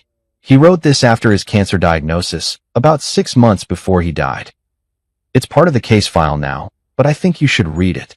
I took the letter with hands that weren't quite steady. Richard's handwriting was still strong despite his illness, and reading his words felt like having a conversation with a ghost. Agent Martinez, I know I don't have much time left, and there are things I need to make sure you understand. I didn't cooperate with your investigation because I was afraid of going to prison, or because I wanted some kind of deal for myself. I did it because I realized that my pursuit of financial advantage had put me in the same circles as genuinely evil people, and I couldn't live with myself if I didn't try to stop them. Asterisk. I've built a fortune through legal but ethically questionable means. I won't pretend otherwise. But these people, Valdez, Marconi, the others, they profit from human suffering in ways that make my tax avoidance look like jaywalking. If my information can help put them behind bars, then maybe some good can come from the mistakes I've made. Asterisk. I'm leaving everything to Darian because he's the only person in my family who has genuine integrity. My daughter has become everything I hoped she wouldn't. Entitled, cruel, and willing to hurt others for personal gain. My wife Eleanor has enabled that behavior for years. But Darian, he's a good man who deserves better than the family he married into. Asterisk. Please make sure he understands that every dollar he inherits is legitimate. Not just legally, but morally. The government has verified that all assets in my estate come from lawful sources. He doesn't need to feel guilty about benefiting from my cooperation with your investigation. He's earning it by being the kind of person worthy of inheriting it. Asterisk. Use him well, Agent Martinez. He's stronger than he knows. Asterisk. I set the letter down with tears I didn't realize I'd been holding back. Richard hadn't just left me money, he'd left me vindication. Proof that someone had seen my worth when everyone else, including myself, had written me off as useless. The beautiful irony, Martinez said with a grin that suggested she'd been saving this revelation for last, is that Eleanor's threats were completely backwards. Every criminal activity she thought she could expose Richard for was actually part of an authorized federal operation. Every shell company, every questionable transaction, every offshore account, we knew about it, approved it, and used it to build our case. She pulled out a final document, this one with Department of Justice letterhead and enough official seals to stock a government supply closet. This is a letter of commendation for Richard Hayes, recognizing his contribution to Operation Clearwater, the investigation that led to 17 arrests, the seizure of $347 million in criminal assets, and the disruption of multiple international criminal enterprises. 17 arrests, including some very big fish who are now looking at decades in federal prison. Your father-in-law's information helped us map their entire operation, track their money flows, and gather evidence that will keep them behind bars for the rest of their natural lives. I thought about Clarissa and Eleanor, sitting in federal detention right now, probably still convinced they'd been the victims of some elaborate conspiracy. The irony was delicious. They tried to blackmail me with evidence of Richard's supposed crimes, not realizing they were actually threatening to expose their own ignorance about a federal investigation that had already concluded successfully. So when Eleanor said she had friends in the federal government who would be interested in Richard's activities, she was technically correct. Martinez laughed. We were very interested in his activities. Interested enough to give him a commendation and authorize payment of $2.3 million in consulting fees for his cooperation. My head snapped up. Payment. Cooperating witnesses in financial crimes cases receive compensation for their assistance, especially when that assistance leads to significant asset seizures. Richard earned every penny of that money by risking his life to help us take down some genuinely dangerous people. She pulled out bank records showing the payments, all official and documented, all completely legitimate. So when you inherited Richard's estate, you weren't just inheriting the profits from his business empire. You were inheriting payment for his service to his country. I sat back in my chair, overwhelmed by the magnitude of what Richard had accomplished. While his family saw him as a stern businessman who'd gotten lucky, he'd actually been a patriot who'd risked everything to help bring down criminals. There's one more thing, Martinez said, her tone shifting to something more serious. The people Richard helped us arrest, some of them have associates who are still out there. Associates who might not be happy about losing $347 million and seeing their friends go to prison. A chill ran down my spine. Are you saying I'm in danger? I'm saying you should be careful. Use security, vary your routines, be aware of your surroundings. Most of these people are smart enough to know that revenge wouldn't bring their money back, but not all criminals are smart. As I left the federal building that day, I realized that Richard hadn't just left me a fortune, he'd left me a legacy. A legacy of justice, of choosing to do the right thing even when it was dangerous, of using whatever advantages you had to make the world a better place. My wife had called me useless. My mother-in-law had called me a parasite. But Richard had called me worthy. And he'd been right all along. 6 months later, the mansion didn't feel like Richard's house anymore. It felt like home. My home. I'd redecorated the place from top to bottom, replacing Eleanor's gaudy taste with something that actually reflected who I was instead of who I was supposed to impress. The library had become my office, filled with plans for my newest project, and Richard's old study was now something I was particularly proud of. The Whitmore Foundation for Family Integrity wasn't just some tax write-off charity. It was my chance to help other people who'd been screwed over by greedy relatives and manipulative spouses. Men and women who'd been discarded like yesterday's garbage when they were no longer useful. People who needed legal help to fight back against family members who thought love was conditional on bank account balances. We'd already helped dozens of cases. Wives whose husbands had hidden assets during divorce proceedings. Adult children whose parents had been manipulated into changing their wills by gold-digging caregivers. People like me, who'd been written off as worthless until they proved otherwise. Clarissa was doing 18 months in federal prison for fraud, extortion, and conspiracy. Eleanor got 2 years for the same charges plus obstruction of justice. Their letters arrived every week like clockwork, desperate pleas for forgiveness, promises that they'd changed, explanations about how prison had taught them the error of their ways. I never opened them. The woman who'd called her husband useless was probably sharing a cell with someone who'd appreciate that kind of irony. The mother-in-law who'd thought she could buy her way out of any problem had discovered that federal judges don't accept bribes or take personal checks. Sometimes I'd stand on the balcony where Richard used to watch the sunset, holding a glass of his favorite whiskey and thinking about how much had changed. The scared, broken man who'd packed his life into 2 suitcases was gone, replaced by someone who understood his own worth. Charles had been right about one thing. Sometimes the pawn really does become the king. And this king? This king wasn't interested in ruling through fear or money or manipulation. I was building something better than an empire. I was building a legacy that would have made Richard proud. I showed up to my wife's law school graduation party that I paid for, only for the venue to be closed. I called my wife. She said the party ended 2 hours ago. I guess I didn't want you there. Then I saw my wife's post on her social media, thanking her office lover for sponsoring her education. So I walked away, quietly canceled every payment, and sold my 90% stake in her new boyfriend's company, $157 million worth. Minutes later, my phone lit up with 156 missed calls, and someone showed up at my door. So there I was, cruising down Fifth Avenue in my Tesla Model S, feeling pretty damn good about myself. Tonight was supposed to be the night, Leah's law school graduation party at that swanky venue in downtown Manhattan that cost me more than most people's annual salary. 48 grand for one night, plus premium everything, because my wife had champagne tastes and zero understanding of budgets. Not that it mattered to me. Hell, I'd have paid double just to see her face light up when she walked into that place. The jazz trio she'd handpicked was probably warming up right about now, and the catering team was likely putting the finishing touches on those ridiculous gold-leafed appetizers she'd insisted on. It's a once-in-a-lifetime celebration, she'd said, batting those gorgeous brown eyes at me. We needed to be perfect, and like the lovesick fool I apparently was, I nodded and pulled out my black Amex without hesitation.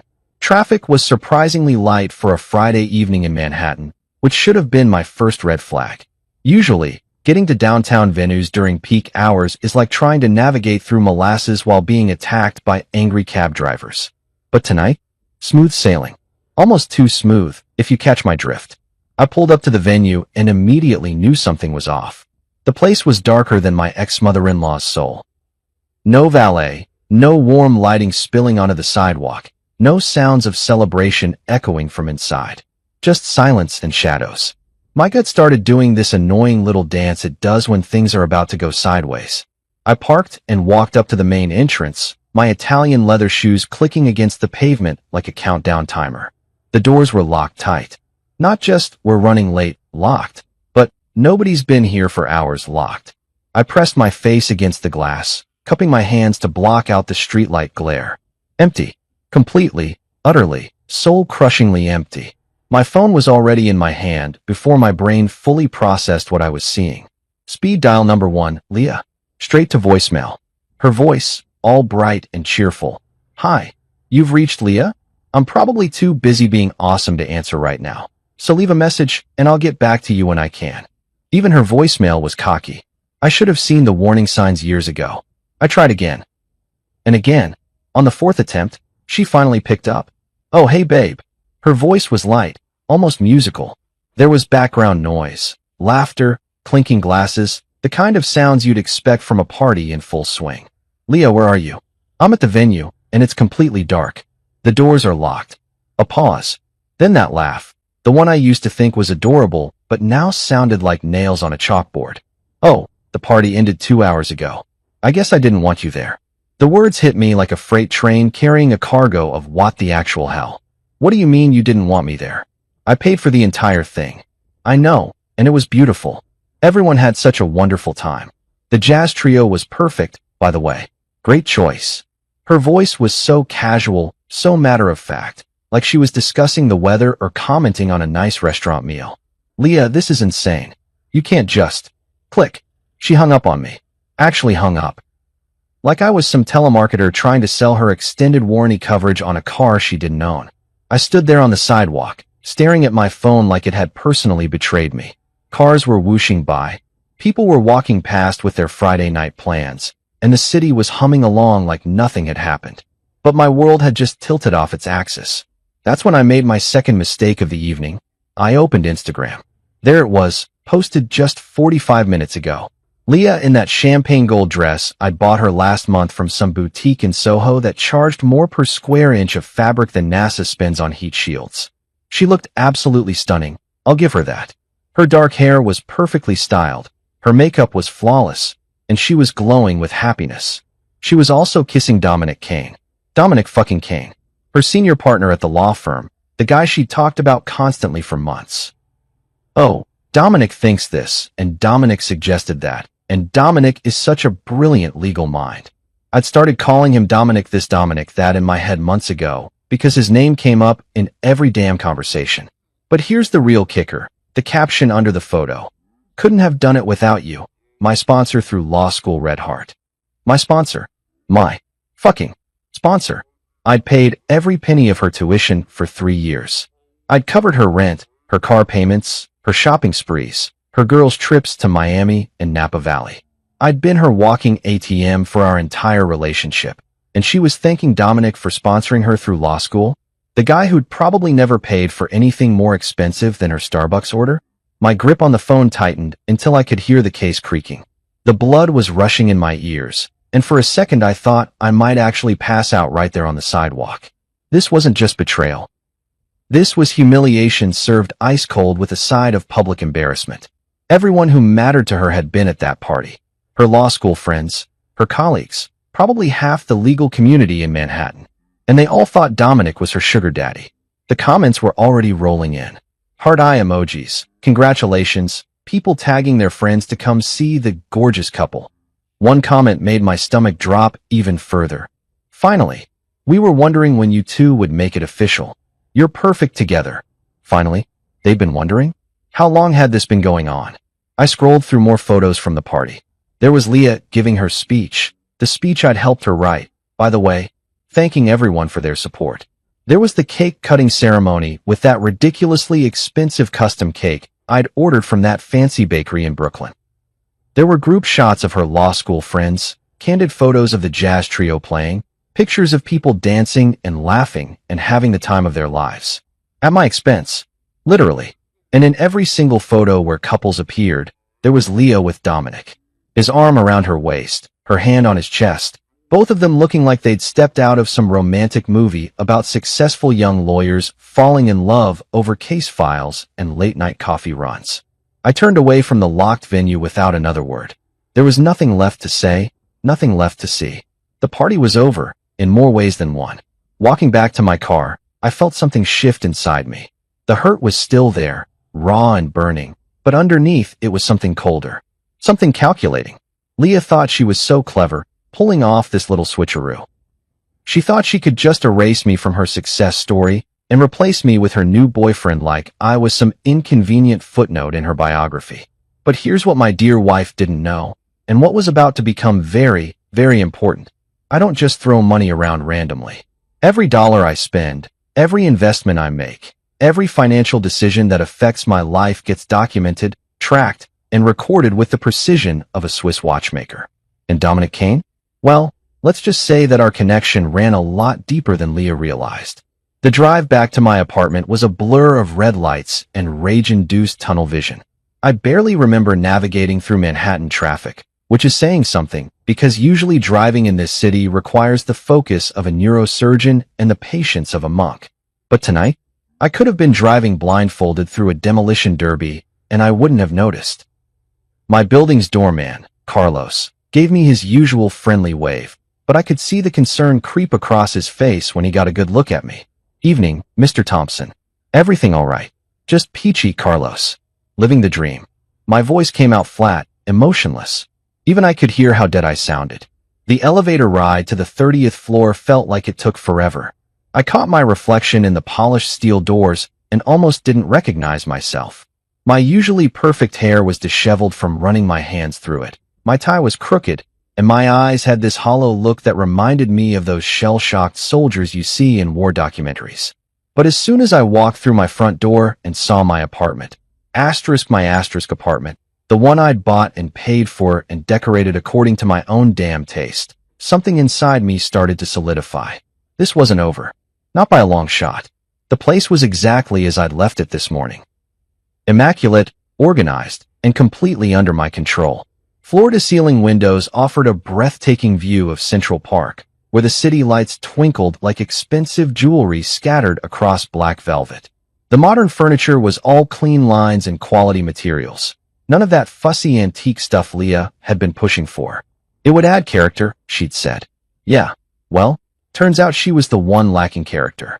I poured myself 3 fingers of Macallan 25, the good stuff I usually save for closing major deals, and headed straight for my home office. This room was my sanctuary, my fortress of solitude, my command center.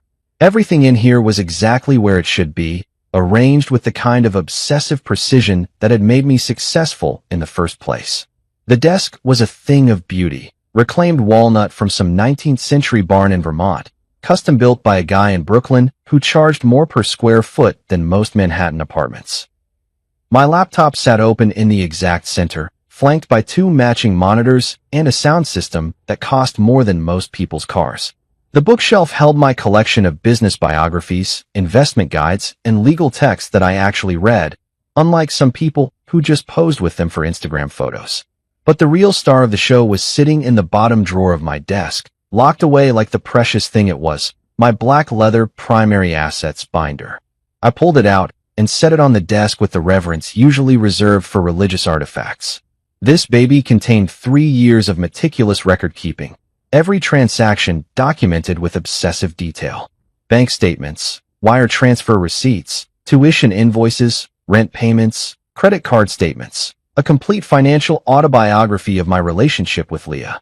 See, here's the thing about me that Leah never quite understood. I don't do anything halfway. When I love someone, I love them completely, totally, with every fiber of my being. And when I support someone financially, I document every goddamn penny because that's what smart businessmen do. You keep records. You cover your ass. You make sure you can prove exactly what happened if things go sideways. And boy, had things gone sideways tonight. I opened the binder and started flipping through the pages, each one a reminder of just how generous I'd been. Law school tuition, $180,000 over 3 years, not including books, supplies, and all those study abroad programs she just had to attend. Monthly rent for her apartment in the village, $4,200 for 36 months. Car payments on that BMW she'd claimed was essential for networking, another $800 monthly. Shopping allowances, vacation expenses, restaurant bills that could feed a small village in most countries. The numbers were staggering, even to me. I'd been Leah's personal Bank of America, dispensing cash with the generosity of a drunken lottery winner. And she'd repaid me by making out with her boss at a party I'd funded, then publicly crediting him as her sponsor. But here's where it gets interesting, and where Leah's complete ignorance of my business dealings was about to bite her in her perfectly sculpted ass. About 18 months ago, she'd come to me with this sob story about Dominic. Poor guy was struggling to get his legal consulting firm off the ground. He had big dreams, but no capital. His family had cut him off financially after some falling out over his career choices. He was brilliant, according to Leah, but just needed someone to believe in him. "Baby, you're so good at seeing potential in people," she'd said, curled up next to me on this very couch. "Dominic has this amazing vision for revolutionizing corporate legal services. He just needs someone with your business sense to help make it happen. She'd batted those long eyelashes and given me that smile that used to make my knees weak. Maybe you could meet with him? Just coffee, nothing major. I think you two would really click. So I'd met with Dominic. And you know what? The guy actually was brilliant. His business plan was solid, his market analysis was spot on, and his projections were realistic. Kane Dynamics had real potential to disrupt the traditional corporate law model. The problem was, he needed serious capital to make it happen. Way more than a simple loan or investment from friends and family. That's when I'd made my move. I'd offered to fund Kane Dynamics completely. Full startup capital, operational expenses, office space, employee salaries, marketing budget, the whole 9 yards. In exchange, I wanted 90% ownership of the company. Dominic would retain 10% and serve as CEO, but I would be the majority shareholder with full voting control. It was a fair deal, more than fair, actually. Most venture capitalists would have demanded 95% for that level of investment. But I'd liked the guy, and more importantly, I'd wanted to make Leah happy by helping her friend. The paperwork was airtight, drawn up by the best corporate lawyers money could buy.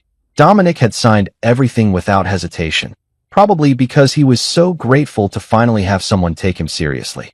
And just like that, I'd become the silent owner of what was now a $157 million company. Kane Dynamics had taken off like a rocket over the past year and a half. They'd landed major contracts with Fortune 500 companies, opened offices in 3 cities, and were being courted by several private equity firms for acquisition. The business press was calling Dominic a legal visionary and a disruptive force in corporate consulting. What they didn't know, what nobody knew except me, Dominic, and our lawyers, was that Dominic Kane was essentially a very well-paid employee of mine.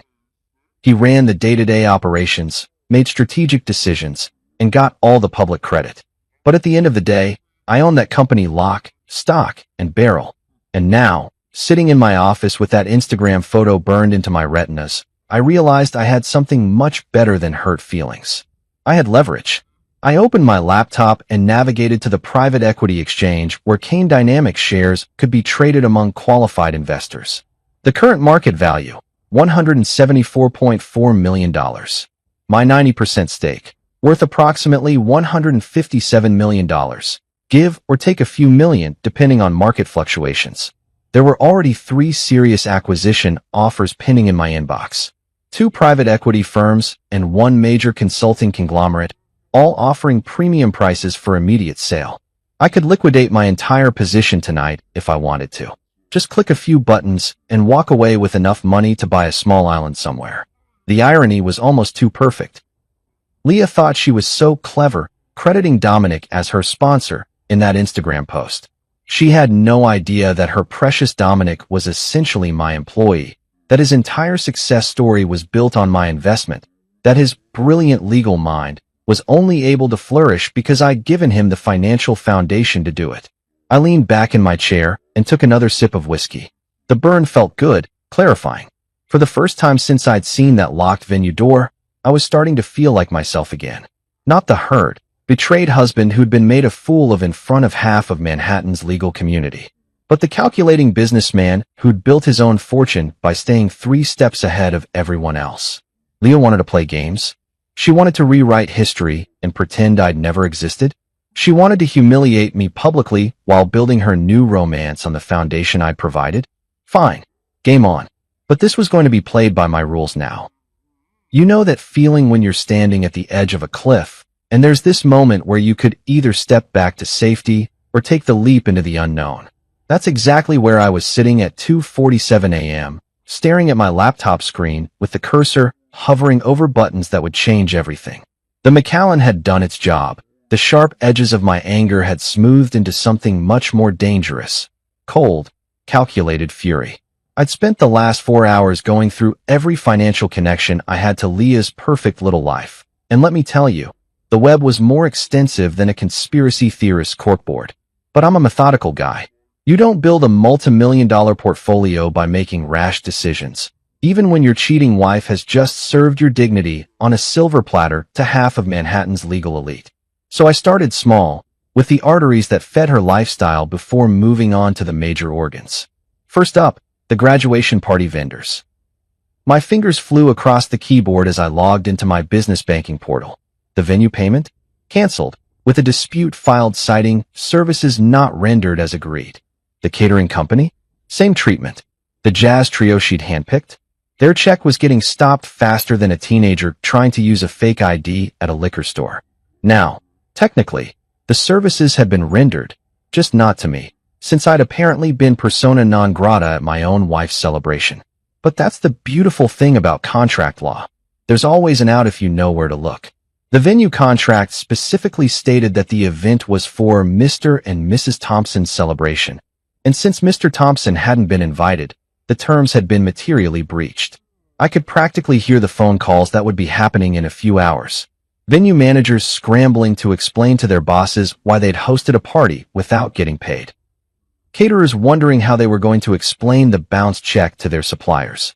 The jazz trio probably wouldn't even notice until they tried to deposit their payment next week, but when they did, it was going to be a fun conversation. Next on the chopping block, Leah's corporate American Express card. This one was particularly satisfying because I'd set it up as an authorized user account under my primary business credit line. The monthly limit was $15,000, which she routinely maxed out on everything from designer shoes to those ridiculous $200 facials she claimed were essential for professional networking. With a few C, her Uber account was linked to that card. Her seamless orders, her Amazon Prime shopping sprees, her monthly subscription to that boutique gym in Soho where she did more socializing than working out. All of it was about to come to a screeching halt the next time she tried to make a purchase. Then came the big one, her final semester tuition reimbursement. See, here's something most people don't know about law school financing. A lot of students pay their final semester tuition up front and then apply for various reimbursements and grants after graduation. It's like getting a tax refund, except the check is usually around $35,000 and it comes from the school's financial aid office rather than the IRS. Leah's reimbursement had been processed yesterday. I'd gotten the notification email while I was driving to the party venue. $37,412, direct deposited into the joint checking account I'd set up for her education expenses. The same account where I was listed as the primary holder. I transferred every penny back to my personal account and then closed the joint account entirely. The transaction history would show exactly what had happened, but by the time Leah figured it out, the money would be long gone and the account would be a memory. But that was all just foreplay. The main event was Kane Dynamics. I pulled up the private equity exchange again and stared at the numbers. The company I'd built, because let's be honest, that's exactly what I'd done, was valued at $174.4 million as of market close. My 90% stake was worth more than some small country's GDP. And sitting in my inbox were 3 acquisition offers that would turn my investment into enough cash to retire tomorrow if I wanted to. The first offer was from Meridian Capital, a Boston-based private equity firm that specialized in legal service acquisitions. They were offering $180 million for a complete buyout, which represented a 3.2% premium over current market value. Not bad, but not spectacular. The second offer came from Goldman Sachs' private wealth division, representing an unnamed client who wanted to acquire Kane Dynamics as part of a larger legal services consolidation play. Their offer was $185 million, plus a potential earn-out clause that could push the total to $200 million if certain performance metrics were met over the next 2 years. But the third offer, that was the one that made me smile for the first time all night. Blackstone Legal Partners, the same firm that had been trying to poach Dominic for the past 6 months, was offering $195 million for an immediate acquisition, with the stipulation that all current management would be retained for a minimum of 2 years. They wanted to buy Kane Dynamics specifically to get Dominic, not realizing that Dominic was essentially just an expensive employee who could be replaced at my whim. The irony was so thick you could cut it with a knife. Blackstone was willing to pay nearly $200 million to acquire a company just to get their hands on a guy who was about to find out that his entire career was built on borrowed time and my generosity. I opened a new browser tab and navigated to the secure transaction portal. My fingers hovered over the keyboard as I considered my options. I could accept the Blackstone offer and walk away with enough money to never work again. Or I could accept one of the other offers and watch Dominic's world crumble when his new corporate overlords decided they didn't need his services after all. But then I remembered that Instagram photo. Leah's lips on his, her hand on his chest, that caption thanking him for being her sponsor through law school. I remembered the comments from their mutual friends. All those people who thought they'd been watching some beautiful love story unfold when they were actually witnessing the most expensive cuckold arrangement in Manhattan's history. Fuck it. I clicked on the Blackstone offer and hit accept terms. The transaction would take 48 hours to fully process, but my shares were now locked in at $195 million. By Monday morning, I would no longer own Kane Dynamics, and Dominic would be working for people who'd paid a premium price for a company they thought he controlled. The beautiful part was that Dominic would probably never know what hit him. He'd wake up Monday morning thinking he was still the visionary CEO of his successful consulting firm. He'd grab his usual coffee from that pretentious place on the corner, check his stock options portfolio, and probably text Leah some cute message about their bright future together. Instead, he'd walk into his office to find representatives from Blackstone waiting to explain the new corporate structure. They'd be polite about it, professional, but the message would be clear. Kane Dynamics was under new management, and Dominic's role was about to be evaluated for optimal strategic fit. In corporate speak, that translates to, "We paid $195 million for your company because we thought you were indispensable, but now that we own you, we're going to figure out whether you're actually worth keeping around." My laptop chimed with a confirmation email. Transaction accepted. Funds would be available for transfer within 2 business days.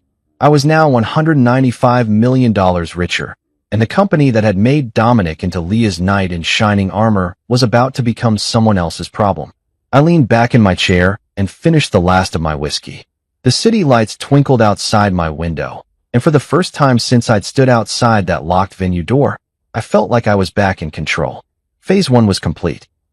The financial arteries that had kept Leah's lifestyle flowing were now severed, and Dominic's professional world was about to be turned upside down.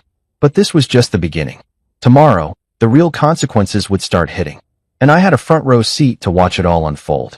I woke up at 6:30 a.m. to the sound of my phone buzzing like an angry hornet trapped in a mason jar. Even in my half-asleep state, I knew exactly what was happening. The chickens were coming home to roost, and apparently they were pissed off about the accommodations. My phone screen looked like Times Square on New Year's Eve, notification after notification lighting up the display. Text messages, missed calls, voicemails, even a few WhatsApp messages from numbers I didn't recognize. The digital equivalent of pitchforks and torches, all demanding my immediate attention. I made myself a cup of coffee first, because I'm not a savage. Ethiopian single origin, ground fresh, brewed in my $3,000 espresso machine that Leah had called ridiculously overpriced when I'd bought it. Funny how everything I enjoyed was either overpriced or unnecessary, according to her, but her monthly shopping sprees were essential investments in her professional image. The coffee was perfect, rich, smooth, with just enough caffeine to prepare me for whatever shitstorm was waiting in my inbox. I settled into my favorite armchair, the one with the perfect view of Central Park, and finally checked my phone. 156 missed calls. 156. I hadn't seen numbers like that since the 2008 financial crisis, when half my clients were calling to either panic sell everything or beg me to perform some kind of investment miracle that would save their retirement funds. The text messages were even better. A beautiful cascade of desperation, confusion, and barely contained panic that read like a master class in Actions Have Consequences 101. Leah had sent 47 messages between 3 a.m. and 6 a.m. They started out confused. "Babe, my card got declined at the pharmacy. Can you check on that?" Progressed through anger. "This is ridiculous. I need my medications and my card isn't working." And ended up in full-blown panic mode. "Call me back right now. Something is seriously wrong with all my accounts and I need you to fix this immediately." The progression was beautiful to watch. You could practically see the exact moment when she realized this wasn't some computer glitch or banking error. The timestamp on message 32 was 4:47 a.m., probably right around when she called her bank and discovered that her account had been closed by the primary account holder. That would be me, in case anyone was keeping score.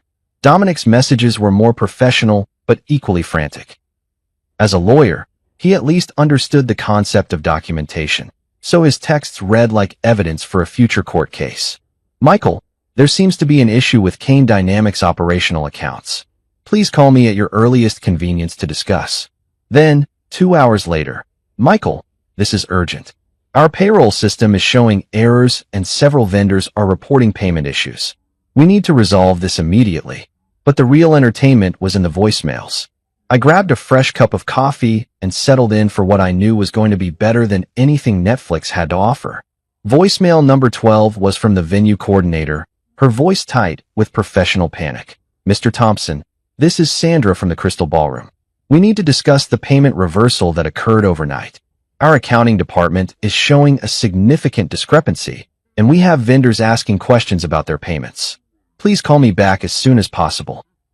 Voicemail 23 was from Dominic's CFO, a guy named Bradley who sounded like he'd been chain-smoking since dawn. Mr. Thompson, this is Brad Henley from Kane Dynamics. We've got a serious problem with our operating capital, and Dominic mentioned you might be able to help clarify some banking issues. The board is meeting in emergency session, and we really need to get this sorted out before market open. Emergency session. I loved it. Nothing says your life is about to change dramatically like an emergency board meeting on a Saturday morning. But voicemail 38 was the crown jewel. Leah's voice, completely unhinged. You son of a bitch. I know you're doing this on purpose. You can't just steal my money because your feelings got hurt. I have bills to pay and a life to live, and you don't get to just destroy everything because you're having some kind of midlife crisis. Call me back right fucking now, or I swear to God I'll. The message cut off there, probably because she'd exceeded the time limit. Midlife crisis. That's what she was calling it. Like my perfectly reasonable response to being publicly humiliated and financially cuckolded was some kind of mental health episode that required her patience and understanding. I was on voicemail 45 when the doorbell rang. Carlos must have called up from the lobby, but I'd been too entertained by the digital meltdown to answer my landline. I walked to the front door and checked the peephole, expecting to see Leah standing there with that "we need to talk" expression that had preceded every major argument of our marriage. Instead, it was Maya Torres, Leah's personal assistant. Poor Maya looked like she'd been through a blender set on emotional devastation. Her usually perfect hair was pulled back in a messy ponytail. She was wearing yesterday's clothes, and she was clutching her phone like it was the only thing keeping her tethered to reality. I opened the door and leaned against the frame, coffee mug in hand. Maya, this is unexpected. Don't you usually work banker's hours?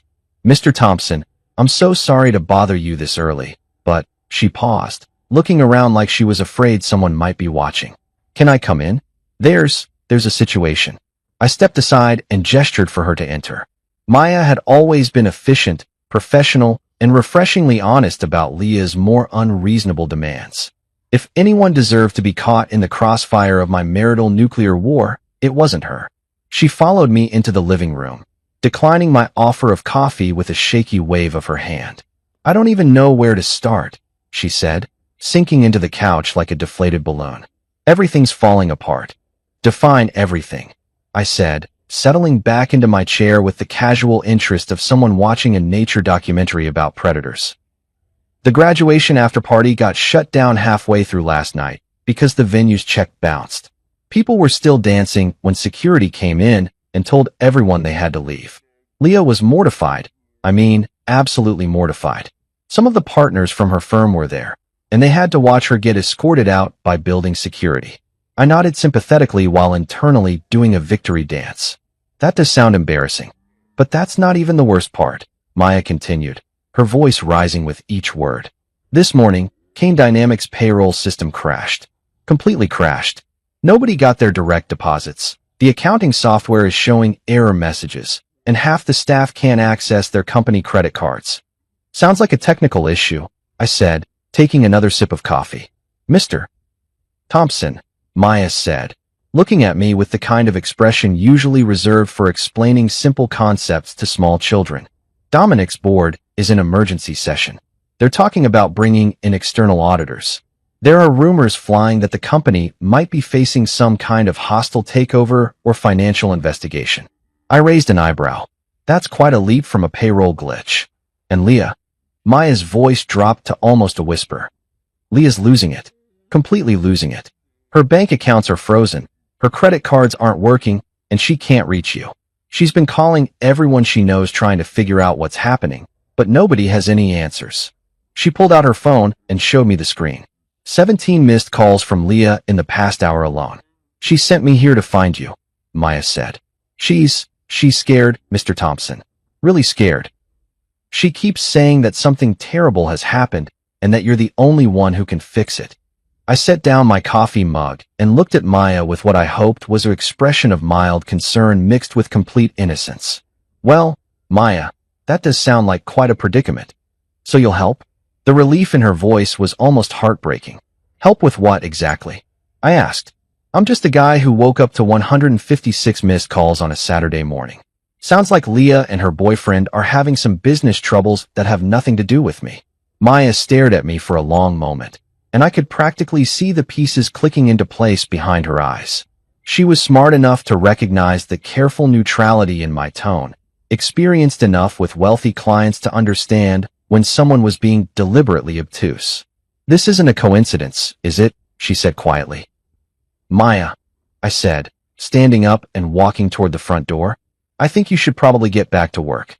Sounds like your boss is going to need all the help she can get today. After Maya left looking like someone had just explained quantum physics to her using interpretive dance, I poured myself another cup of coffee and settled in at my desk. The morning entertainment had been delicious, but now it was time to get down to business. Real business. The kind that required letterhead, legal precision, and the sort of terms that would make corporate lawyers weep with admiration. I pulled out a sheet of my personal stationery, heavy cream paper with my name embossed in dark blue ink, the kind of formal correspondence that screams, "This person means business," before you even read the first word. Some people might call it pretentious. I called it setting the proper tone for negotiations. The funny thing about ultimatums is that most people deliver them wrong. They get emotional, start yelling, make threats they can't back up. But a truly effective ultimatum should read like a business contract, because that's exactly what it is. A contract where one party holds all the cards and the other party gets to choose between accepting terrible terms or facing even worse consequences. I cracked my knuckles and started typing. After 15 years of drafting investment agreements and acquisition terms, I knew exactly how to structure this particular document. 2. Leah Thompson and Dominic Kane. From Michael Thompson. Re. Terms for resolution of current financial disruptions. Date. Today's date. The undersigned acknowledges that recent financial irregularities have created inconveniences for both parties named above. In the interest of resolving these matters expeditiously and avoiding further complications, the following terms are hereby proposed. I pause to admire my opening paragraph. Dry, businesslike, completely devoid of emotional content. Nothing in those sentences even hinted at betrayal, humiliation, or the fact that my wife had been playing tonsil hockey with her boss at a party I'd funded. Just financial irregularities and inconveniences. Like their entire world wasn't currently imploding because I'd decided to stop being their personal ATM. Term 1. Public acknowledgement. Mrs. Leah Thompson shall issue a public statement to be posted across all personal social media platforms and submitted to relevant legal industry publications, acknowledging that her law school education was funded entirely by Michael Thompson.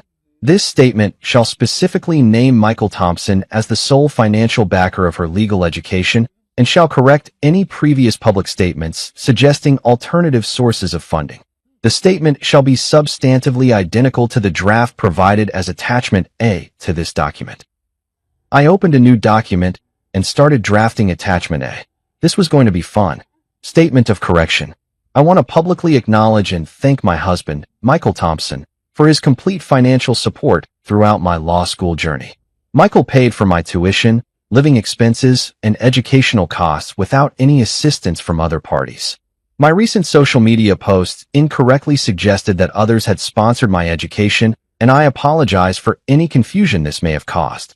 Michael's generous support made my legal career possible, and I am grateful for his investment in my future. Short, sweet, and completely humiliating for someone who'd just spent the last 6 months telling everyone that Dominic was her mentor and inspiration. The legal community loved gossip more than reality TV stars love plastic surgery. So this little correction would be making the rounds at every bar association happy hour for months. Back to the main document. Term 2. Executive resignation. Mr. Dominic Kane shall submit his resignation from all positions at Kane Dynamics, effective immediately upon execution of this agreement. Mr. Kane shall waive any claims to severance, stock options, or other compensation beyond salary earned through his final day of employment. Mr. Kane shall cooperate fully with transition activities as directed by the company's new ownership structure. I allowed myself a small smile at that last bit. Dominic would probably spend hours trying to figure out what new ownership structure meant.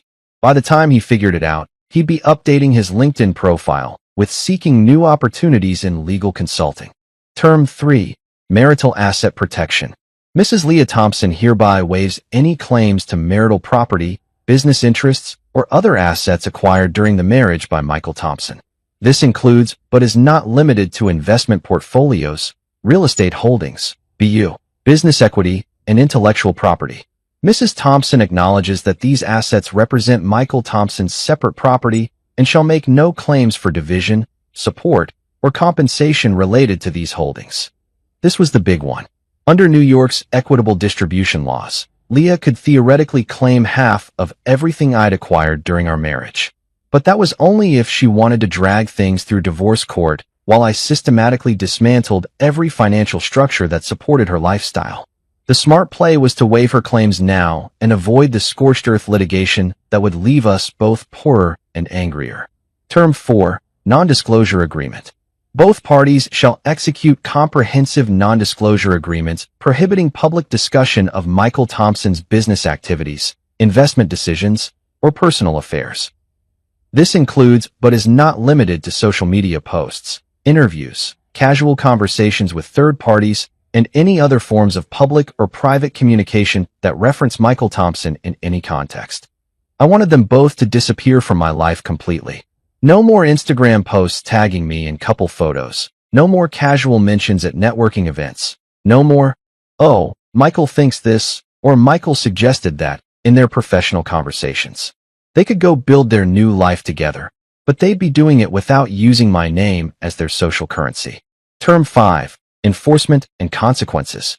Any violation of these terms shall result in immediate legal action seeking full monetary damages, injunctive relief, and complete asset clawback of all funds previously provided to either party.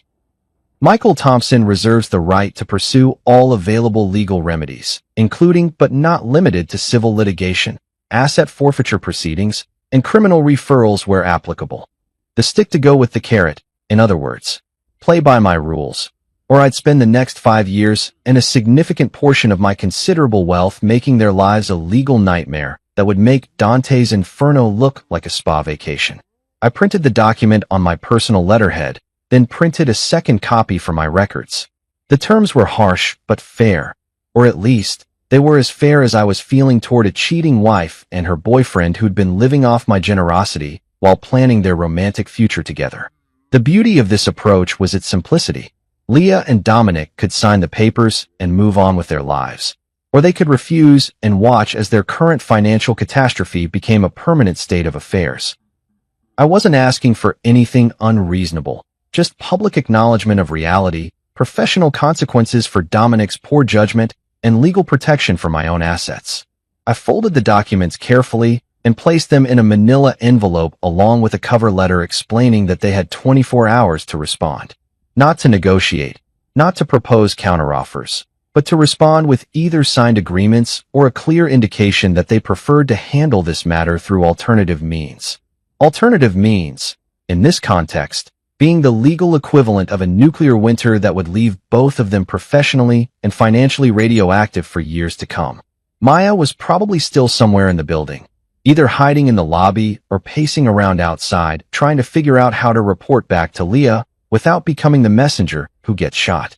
I called down to Carlos and asked him to find her and have her come back up. She knocked on my door 15 minutes later, looking even more frazzled than when she'd left. "Mr. Thompson?" Carlos said you wanted to see me again. I handed her the envelope. I need you to deliver this to Leo in person. Not by email, not by text, not left with a doorman or assistant. Hand-delivered, with confirmation that she's read and understood the contents. Maya took the envelope like it might explode in her hands. What is it? A solution to her current problems, I said, along with some very reasonable terms for resolving this situation. She has 24 hours to respond. And if she doesn't respond? I smiled the kind of smile that venture capitalists use when explaining to startup founders why their company is being dissolved. Then she'll discover that her current problems were just the opening act. The main show hasn't even started yet. I spent the rest of Saturday doing exactly what I'd been planning to do before my life imploded on Friday night. Absolutely nothing productive. I ordered Thai food from that place on the Upper West Side that charges $40 for pad Thai, but makes it so good you'd sell your grandmother's jewelry to get another order. I binge-watched the entire second season of some Netflix show about billionaires behaving badly, which, given my current circumstances, felt like a documentary about my weekend. Around 7 p.m., I opened a bottle of Burlo that I'd been saving for a special occasion. Originally, I thought that special occasion might be Leah's first big case win, or maybe a romantic anniversary dinner. Turns out the special occasion was celebrating the systematic destruction of my cheating wife's financial security. Life's funny like that.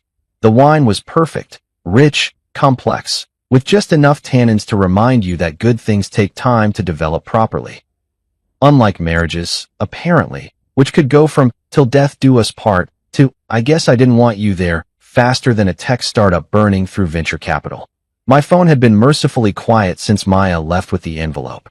Either Leah was taking her time reading my terms, or she was holed up somewhere having the kind of emotional breakdown that requires multiple boxes of tissues and at least one friend willing to listen to 3 hours of, "But I don't understand how this happened," on repeat. I was halfway through the bottle and contemplating whether to order dessert from that overpriced gelato place when my building's front desk called. "Mr. Thompson? There's a Mrs. Thompson here to see you. Should I send her up?" Of course there was. I'd been wondering when she'd finally work up the courage to face me directly instead of sending her assistant to do reconnaissance missions. "Send her up, Carlos." "Thanks." I didn't bother changing clothes or tidying up the apartment. If Leah wanted to have this conversation, we were going to have it on my terms, in my space, with me holding all the cards. Besides, she'd seen me in sweatpants and a Harvard Business School t-shirt before. Though admittedly, those previous occasions hadn't involved me systematically dismantling her entire financial support structure. The knock on my door came exactly 4 minutes later, just enough time for the elevator ride, and a brief moment of hesitation in the hallway while she worked up her nerve.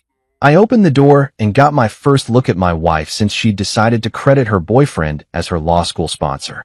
She looked like absolute hell. Her usually perfect hair was hanging loose and unwashed, with the kind of greasy limpness that comes from spending too much time lying in bed staring at the ceiling. The designer makeup she never left the apartment without was completely absent, leaving her face pale and puffy around the eyes. She was still wearing yesterday's clothes. That same champagne gold dress from the Instagram photo, except now it was wrinkled and stained with what looked like coffee or wine or possibly tears. "Can I come in?" she asked, her voice barely above a whisper. I stepped aside without saying anything. What was there to say? "Welcome to the consequences of your actions. Gee, you look like someone who just discovered that financial security isn't guaranteed. Sometimes silence is more devastating than any clever comeback." She walked into the living room like someone navigating a minefield, glancing around at the apartment she'd lived in for 3 years as if she'd never seen it before. Maybe she was finally noticing that every piece of furniture, every piece of art, every expensive gadget had been bought with my money. Or maybe she was just trying to figure out how to start a conversation with the husband she'd publicly humiliated less than 24 hours ago. "I got your document," she said, sinking onto the couch where she'd cuddled with me countless times while planning our future together. Back when I'd thought our future involved growing old together instead of growing apart via Instagram posts. "I figured you had, considering you're here instead of at Dominic's place." I stayed standing, leaning against the window with my wine glass. Power dynamics matter in negotiations, and I wanted her looking up at me for this conversation. "Michael, I need you to understand something." She was using her lawyer voice, the calm, reasonable tone she'd practiced for closing arguments and client meetings. What happened at the party? It wasn't supposed to hurt you. I nearly choked on my wine. It wasn't supposed to hurt me. You threw a graduation party that I paid for, didn't invite me, made out with your boss in front of everyone we know, and then publicly credited him for funding your education. But somehow this wasn't supposed to hurt me. She paused, running her hands through her unwashed hair. I didn't want you there with my friends. Your friends. I repeated the words like I was trying to understand a foreign language. The same friends who've been eating at restaurants I paid for, drinking wine I bought, celebrating your accomplishments that I funded. It's not like that. Then explain to me what it is like, Leah. Because from where I'm standing, it looks like you've been running a 3-year con where you let me pay for your entire life while you planned your exit strategy with Dominic. She stood up abruptly, pacing toward the kitchen like a caged animal. You don't understand the pressure I was under. Do you know what it's like being the wife who can't afford anything on her own? Having everyone know that my husband pays for everything? So your solution was to pretend that your boyfriend pays for everything instead? He's not my boyfriend. The words came out sharp and defensive. Dominic and I. It's complicated. I laughed, and even I could hear how cold it sounded. Complicated. Right. That's what we're calling it when you stick your tongue down someone's throat at a party and thank them for sponsoring your education. She stopped pacing and turned to face me. I made a mistake, okay? I got caught up in the moment, and I said something stupid on Instagram. But that doesn't mean you get to destroy my entire life. Destroy your life? I set down my wine glass and walked toward her. Leah, I didn't destroy anything. I just stopped paying for it. There's a difference. You canceled my credit cards. You closed my bank accounts. She gestured wildly around the apartment. You've turned off everything. I can't even buy groceries. Welcome to adulthood, I said. Most people actually have to earn money before they can spend it. Revolutionary concept, I know. Her face crumpled, and for a moment I saw a flash of the woman I'd fallen in love with 4 years ago. Vulnerable, uncertain, human. Then she straightened up, and the lawyer mask slipped back into place. Those terms you sent me, she said. They're ridiculous. You can't expect me to publicly humiliate myself just because you're having some kind of what? I interrupted. Some kind of reasonable response to being betrayed and humiliated? Some kind of natural reaction to discovering that my wife has been planning her future with another man while I pay all the bills. I never planned anything with Dominic. Really? Because that Instagram post sure made it sound like you two have been quite the team. Couldn't have done it without you, my sponsor through law school. Heart emoji. Pretty clear messaging there, counselor. She was crying now, ugly tears that streaked down her cheeks and dripped onto that champagne gold dress. I felt overshadowed by you. Like I couldn't have any success that was really mine. Like everything I accomplished was just because of your money. And so you decided to give the credit to Dominic instead. I didn't mean for it to happen like this. But it did happen like this. I walked back to the window, looking out at the city lights that sparkled like scattered diamonds. You made choices, Leah. You chose not to invite me to your party. You chose to kiss Dominic in front of everyone. You chose to thank him publicly for something I paid for. And now you get to live with the consequences of those choices. She followed me to the window, standing close enough that I could smell her perfume mixed with the scent of desperation and regret. Michael, please. I know I screwed up, but we can fix this. We can go to counseling. We can work through this together. You don't have to burn everything down. I turned to look at her, this woman I'd loved enough to support completely, to invest in totally, to trust with my heart and my wallet. Those terms in the envelope aren't negotiable, Leah. You sign them, or you learn what life looks like when I'm not subsidizing it. And if I sign them, what then? Then you and Dominic can build whatever life you want together. Just not with my money, and not with my name attached to your success story. She stared at me for a long moment, probably trying to figure out if I was bluffing. I wasn't.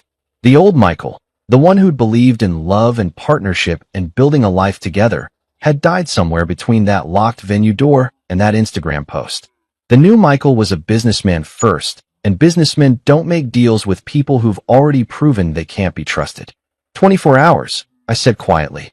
Sign the papers, or find out what the alternative looks like.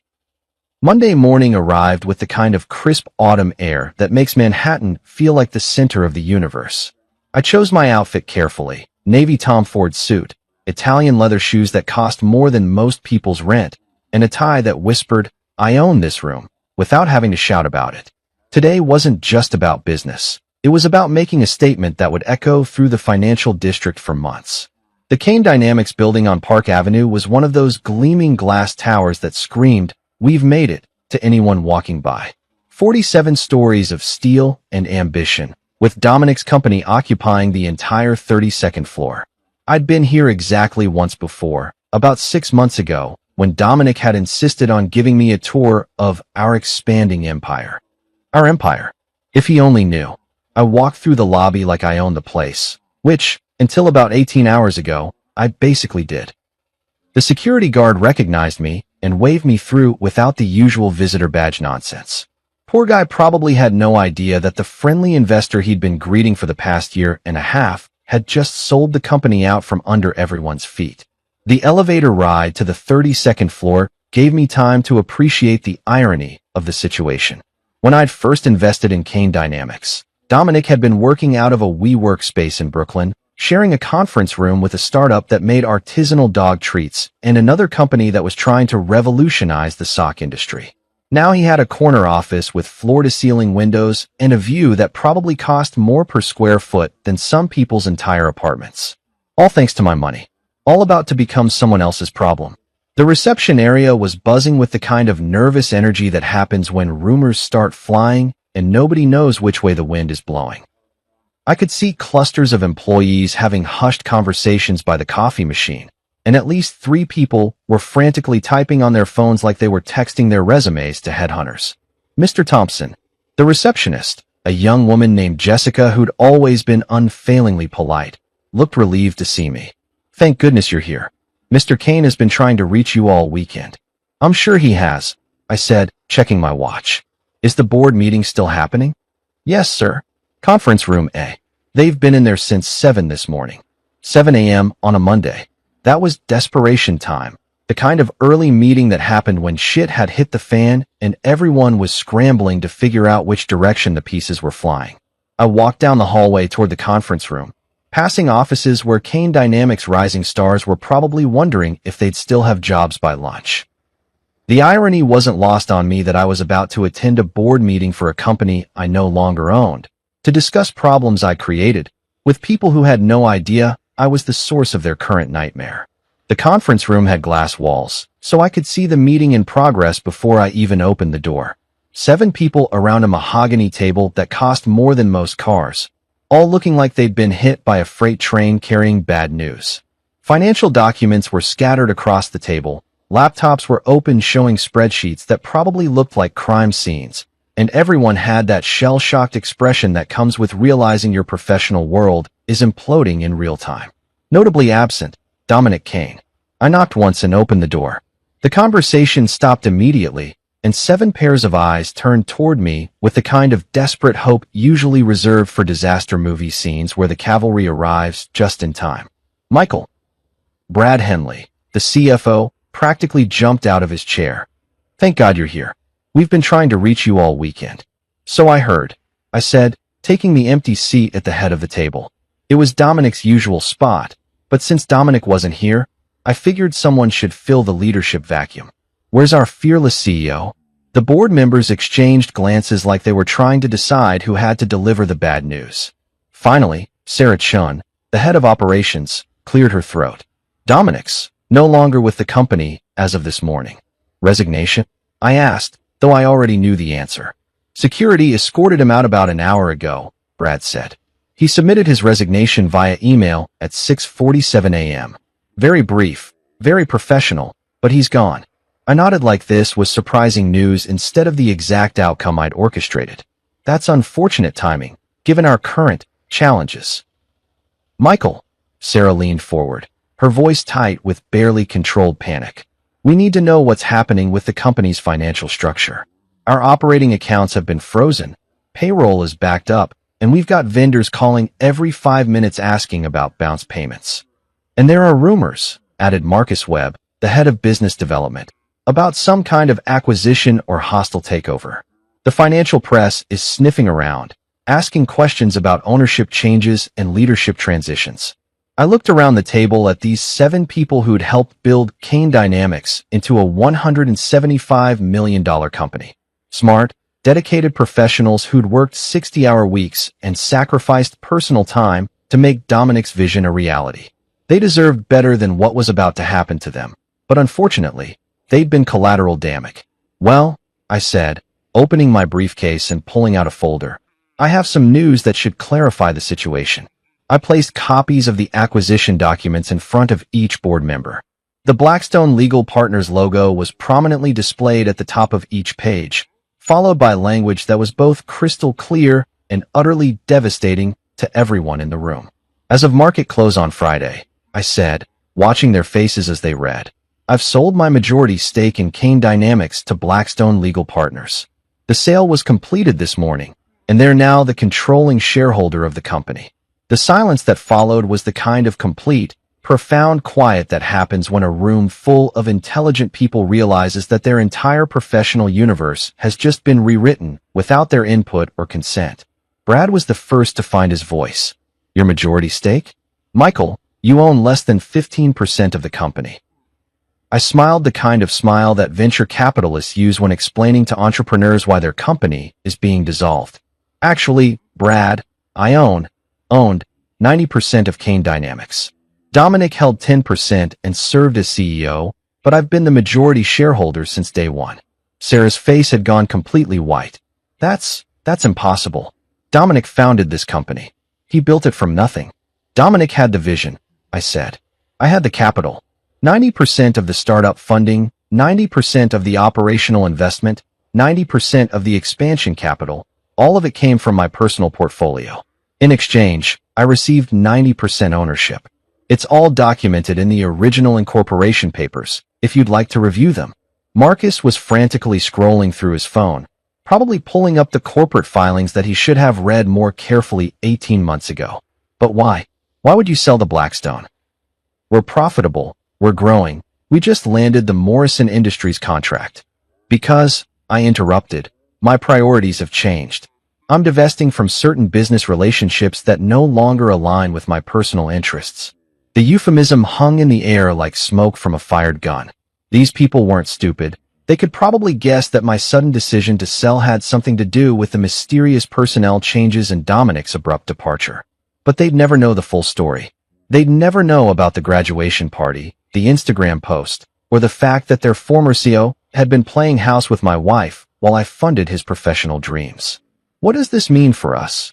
Asked Jennifer Walsh, the head of legal affairs, in the kind of voice people use when they already know the answer but hope they're wrong. Blackstone's representatives will be here this afternoon, I said, checking my watch.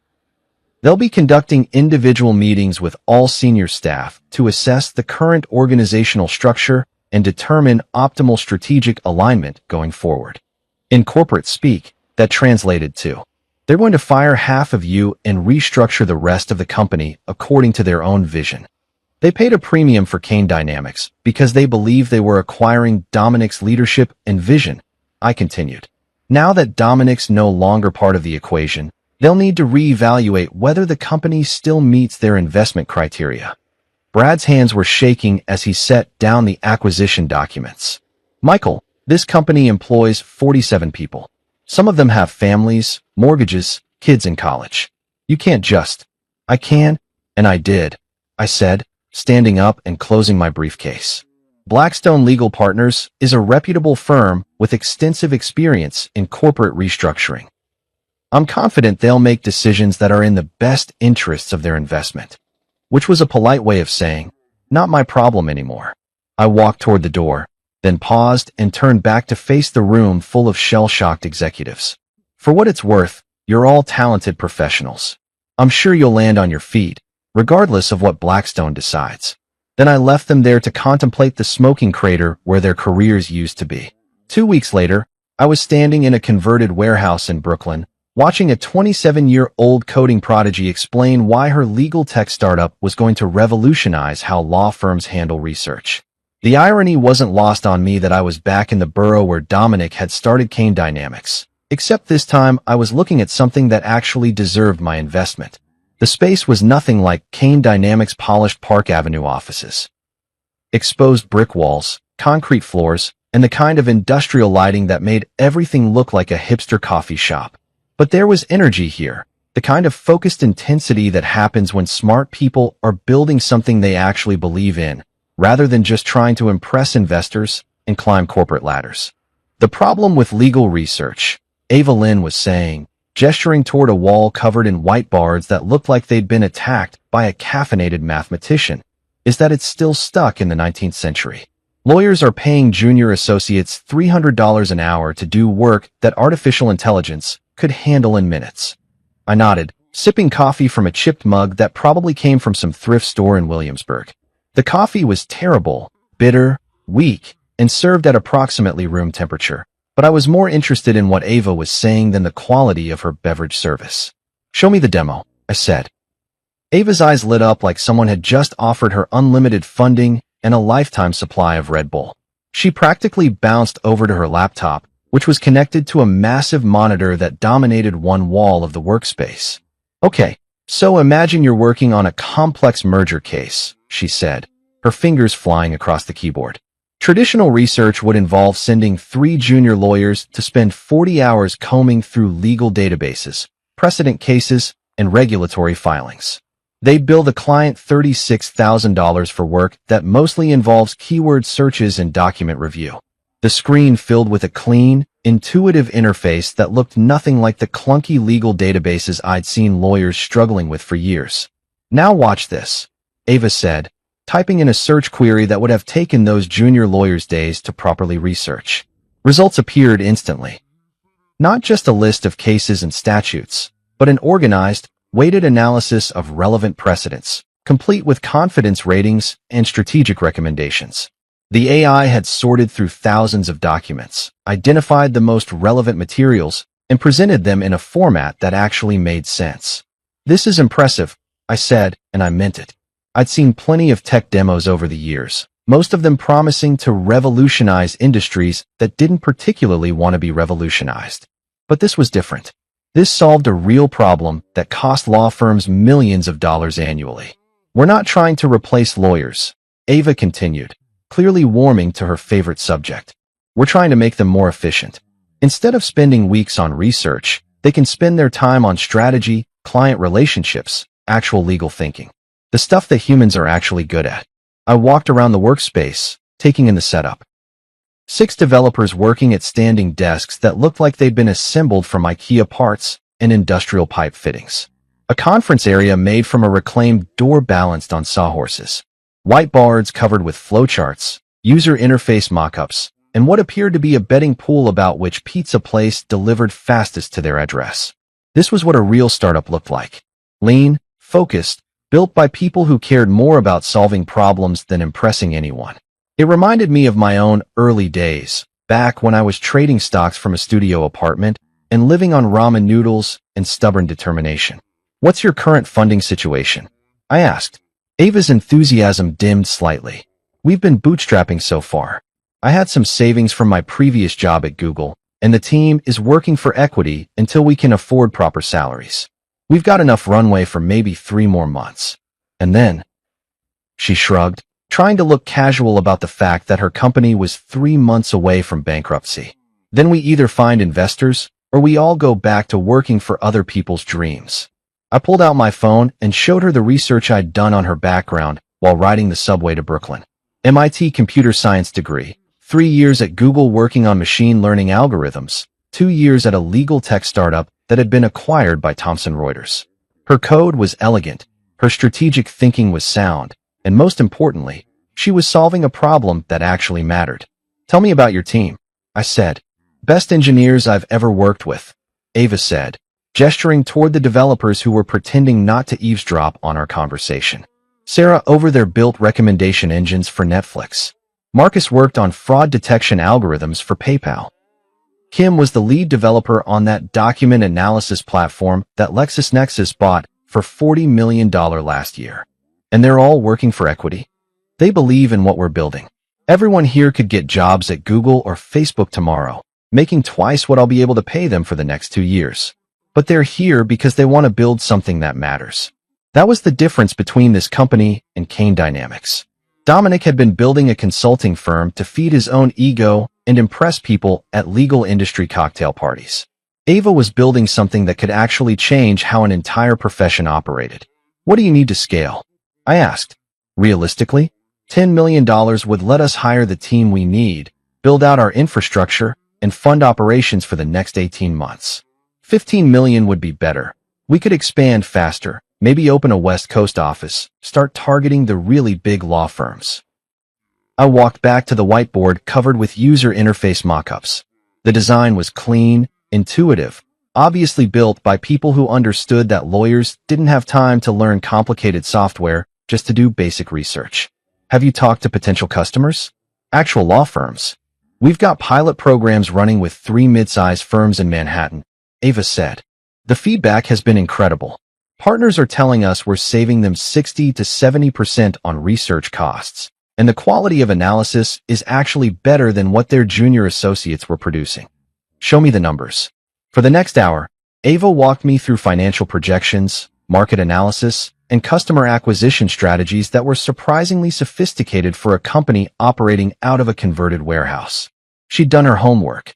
More importantly, she understood both the technical challenges and the business realities of what she was trying to build. The legal industry spends $12 billion annually on research and document review, she said, pulling up a slide that showed market size and growth projections. If we can capture even 2% of that market, we're looking at a $250 million business. I closed my laptop and looked around the workspace one more time. 6 brilliant engineers, working for equity and pizza, building something that could legitimately disrupt a multi-billion-dollar industry. It was exactly the kind of investment opportunity I'd been looking for my entire career. Ava, I said, what if I told you I could write you a check for $15 million right now? 45% equity, board seat, full operational control stays with you. Her face went through approximately 17 different emotions in the span of 3 seconds. Shock, disbelief, excitement, suspicion, and finally, cautious optimism. I'd say you're either the best angel investor in New York or you're running some kind of elaborate scam. I laughed, the first genuine laugh I'd had since that night outside the locked venue. No scam, just a guy who knows a good investment when he sees one. I pulled out my checkbook and started writing. $15 million, payable to Lynn Technologies, LLC. The same amount I'd made in profit from selling Kane Dynamics, reinvested into something that actually deserved to succeed. Welcome to the big leagues, I said, handing her the check. For the first time in 2 weeks, I felt like I was building something instead of destroying it. 3 days after writing that check to Ava, I was sitting in a corner booth at a quiet cafe on the Upper East Side, watching my soon-to-be ex-wife fidget with her coffee cup like it held the secrets to salvaging her reputation. She'd finally agreed to meet. Probably because her credit cards were still frozen and she needed to eat something that didn't come from a food truck. The cafe was one of those understated places that charged $12 for coffee but didn't feel the need to advertise it with neon signs and Instagram-worthy latte art. Just good coffee, comfortable seating, and the kind of acoustic design that let you have private conversations without the entire room listening in. Perfect for what I had planned. Leah looked better than she had during our last encounter, but not by much. She'd managed to shower and change clothes, but there were dark circles under her eyes that makeup couldn't quite hide, and her usually confident posture had been replaced by the hunched shoulders of someone who'd spent the past week discovering that financial independence wasn't just a catchphrase from women's magazines. You look like you've been sleeping, I said, settling into the booth across from her. Some. She wrapped her hands around her coffee mug like it was a life preserver. Michael, I've been thinking about your terms. And they're designed to humiliate me. I stirred sugar into my espresso and considered her statement. They're designed to correct the public record. There's a difference. You want me to publicly admit that you funded my entire education while I thanked someone else for it. That's humiliation. That's honesty. I leaned back against the booth's leather upholstery. You made a choice to rewrite history in that Instagram post. Now you get to choose whether to correct it voluntarily or let other people figure out the truth on their own. She was quiet for a long moment, staring out the cafe's windows at the pedestrians hurrying past on their way to jobs that probably didn't hang in the balance of social media posts and financial revenge schemes. What happened to Dominic? She asked finally. What do you mean? He won't return my calls. His assistant says he's unavailable for the foreseeable future. His LinkedIn profile shows he's seeking new opportunities. What did you do to him? I almost felt bad for her. Almost. She genuinely seemed to believe that Dominic had been some kind of independent success story, a brilliant legal mind who'd built his own empire through talent and determination. The fact that his entire professional existence had been funded by her husband was apparently news to her. I didn't do anything to Dominic, I said. I simply stopped doing things for him. That's cryptic even for you. Kane Dynamics was my company, Leah. 90% ownership, fully documented, completely legal. Dominic was essentially a very well-paid employee who got to play CEO because I liked his business plan. The coffee mug slipped from her hands, clattering against the saucer. That's impossible. The incorporation papers are public record. You're a lawyer. You know how to look these things up. But he built that company from nothing. He was working 18-hour days, making all the strategic decisions, landing all the major clients. With my money, I pulled out my phone and showed her the bank transfer records that I'd printed out for exactly this conversation. 18 months of operational funding, startup capital, expansion loans, office leases. All of it came from my investment portfolio. She stared at the documents like they were written in a foreign language. Why would you fund his company? Because my wife asked me to help her friend who was struggling to get his legal consulting firm off the ground. Remember that conversation? You said he was brilliant, but just needed someone to believe in him. The color drained from her face as the pieces clicked into place. Oh God. So when you thanked him for sponsoring your education, you were essentially thanking him for spending my money on your tuition while I spent my money on his business. It's like a financial Russian nesting doll of irony. Michael, I didn't know. Of course you didn't know, because you never asked. You just assumed that your brilliant boyfriend had built his own empire, and you were happy to let everyone think he was your sugar daddy instead of me. She put her head in her hands, her shoulders shaking slightly. I wasn't sure if she was crying or just trying to process the magnitude of how badly she'd miscalculated the situation. The public statement, I said, pulling a printed draft from my briefcase. Let's go through it together and make sure we get the wording right. She looked up at me with red-rimmed eyes. You're really going to make me do this. You're going to do this because it's the truth. And because the alternative is watching me spend the next 5 years proving in court that you committed fraud by misrepresenting the source of your educational funding to potential employers and professional contacts. I slid the draft across the table. Read it out loud. I want to make sure it sounds natural. She picked up the paper with hands that were visibly shaking. I want to publicly acknowledge and thank my husband, Michael Thompson, for his complete financial support throughout my law school journey. Michael paid for my tuition, living expenses, and educational costs without any assistance from other parties. My recent social media posts incorrectly suggested that others had sponsored my education, and I apologize for any confusion this may have caused. Michael's generous support made my legal career possible, and I am grateful for his investment in my future. Too formal, I said. It sounds like a hostage video. Try again, but make it sound like something you'd actually write. She looked at me like I'd asked her to recite the phone book in Mandarin. How do you want me to make this sound natural? I'm publicly admitting that I lied about who paid for my law school education. You're publicly correcting an error. There's a difference. For the next hour, we went through the statement line by line, adjusting the language until it sounded like something a person might actually post on social media rather than something dictated by a divorce attorney. The final version was shorter, more conversational, but still contained all the key admissions I needed on the record. When does this go live? She asked. Tonight. Instagram, Facebook, LinkedIn, and you're going to email it to the legal industry publications that covered your graduation. Law Journal, American Lawyer, Legal Times, all of them. This is Legal Times, all of them. This is going to destroy my reputation. Your reputation was built on a lie. I'm just giving you the chance to correct it before someone else does the research and figures it out themselves. She folded the statement and put it in her purse like she was handling toxic waste. And after this, after I humiliate myself publicly and admit that my successful boyfriend was actually just spending my husband's money. After this, you and Dominic get to build whatever life you want together. Just not with my funding and not with my name attached to your success stories. She stood up to leave, then paused.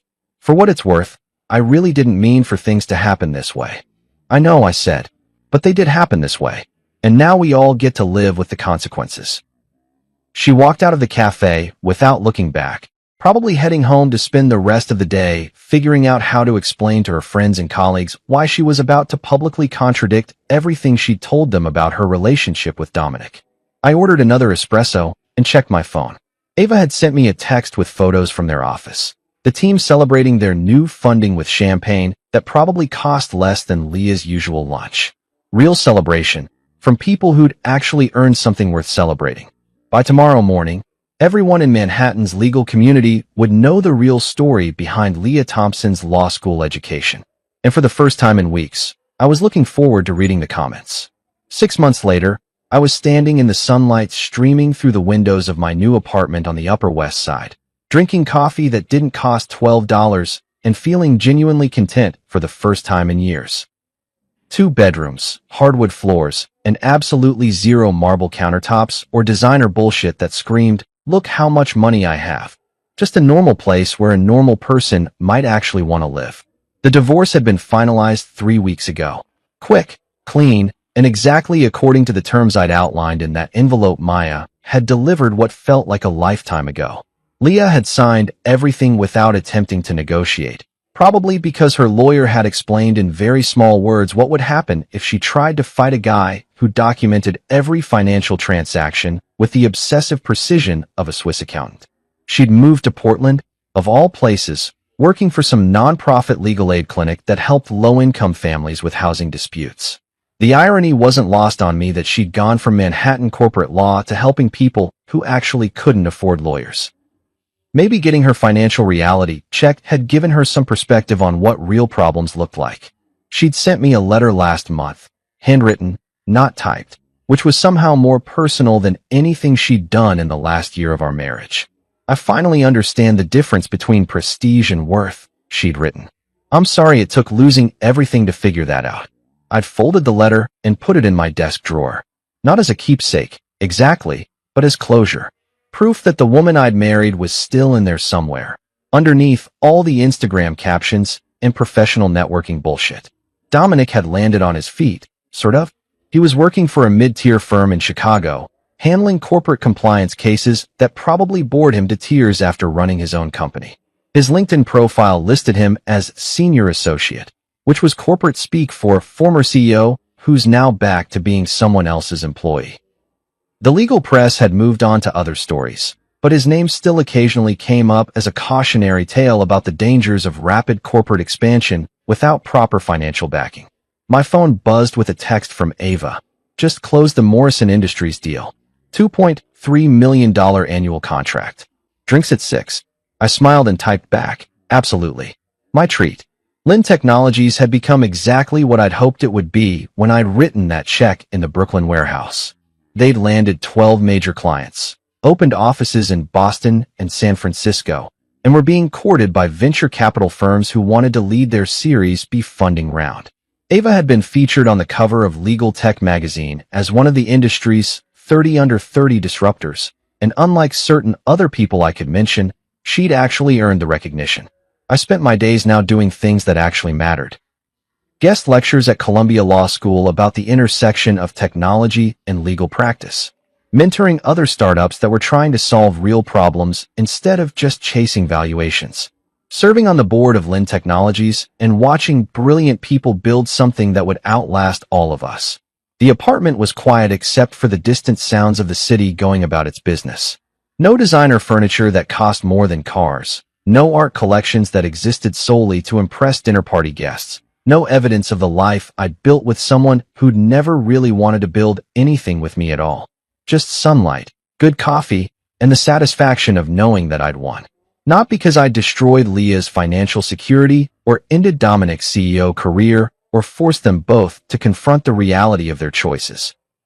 I'd won because I'd freed myself from a relationship that was built on transactions instead of trust, from supporting people who saw my money as an entitlement rather than a gift. I'd won because I was finally investing in things that deserved to succeed, working with people who wanted to build rather than just consume, living a life that belonged to me instead of performing in someone else's social media fantasy. My phone rang. Ava again. Change of plans, she said. The whole team wants to celebrate the Morrison deal. We're thinking that new rooftop place in Brooklyn. You in? I looked around my normal apartment with its normal furniture and its complete absence of Instagram-worthy moments, and realized I couldn't think of anywhere I'd rather be than celebrating with people who'd actually earned their success. I'm in, I said. See you there. I grabbed my jacket and headed for the door, leaving behind the sunlight and the quiet and the satisfaction of a well-executed victory. Time to go celebrate with people who understood the difference between building something real and just looking successful online.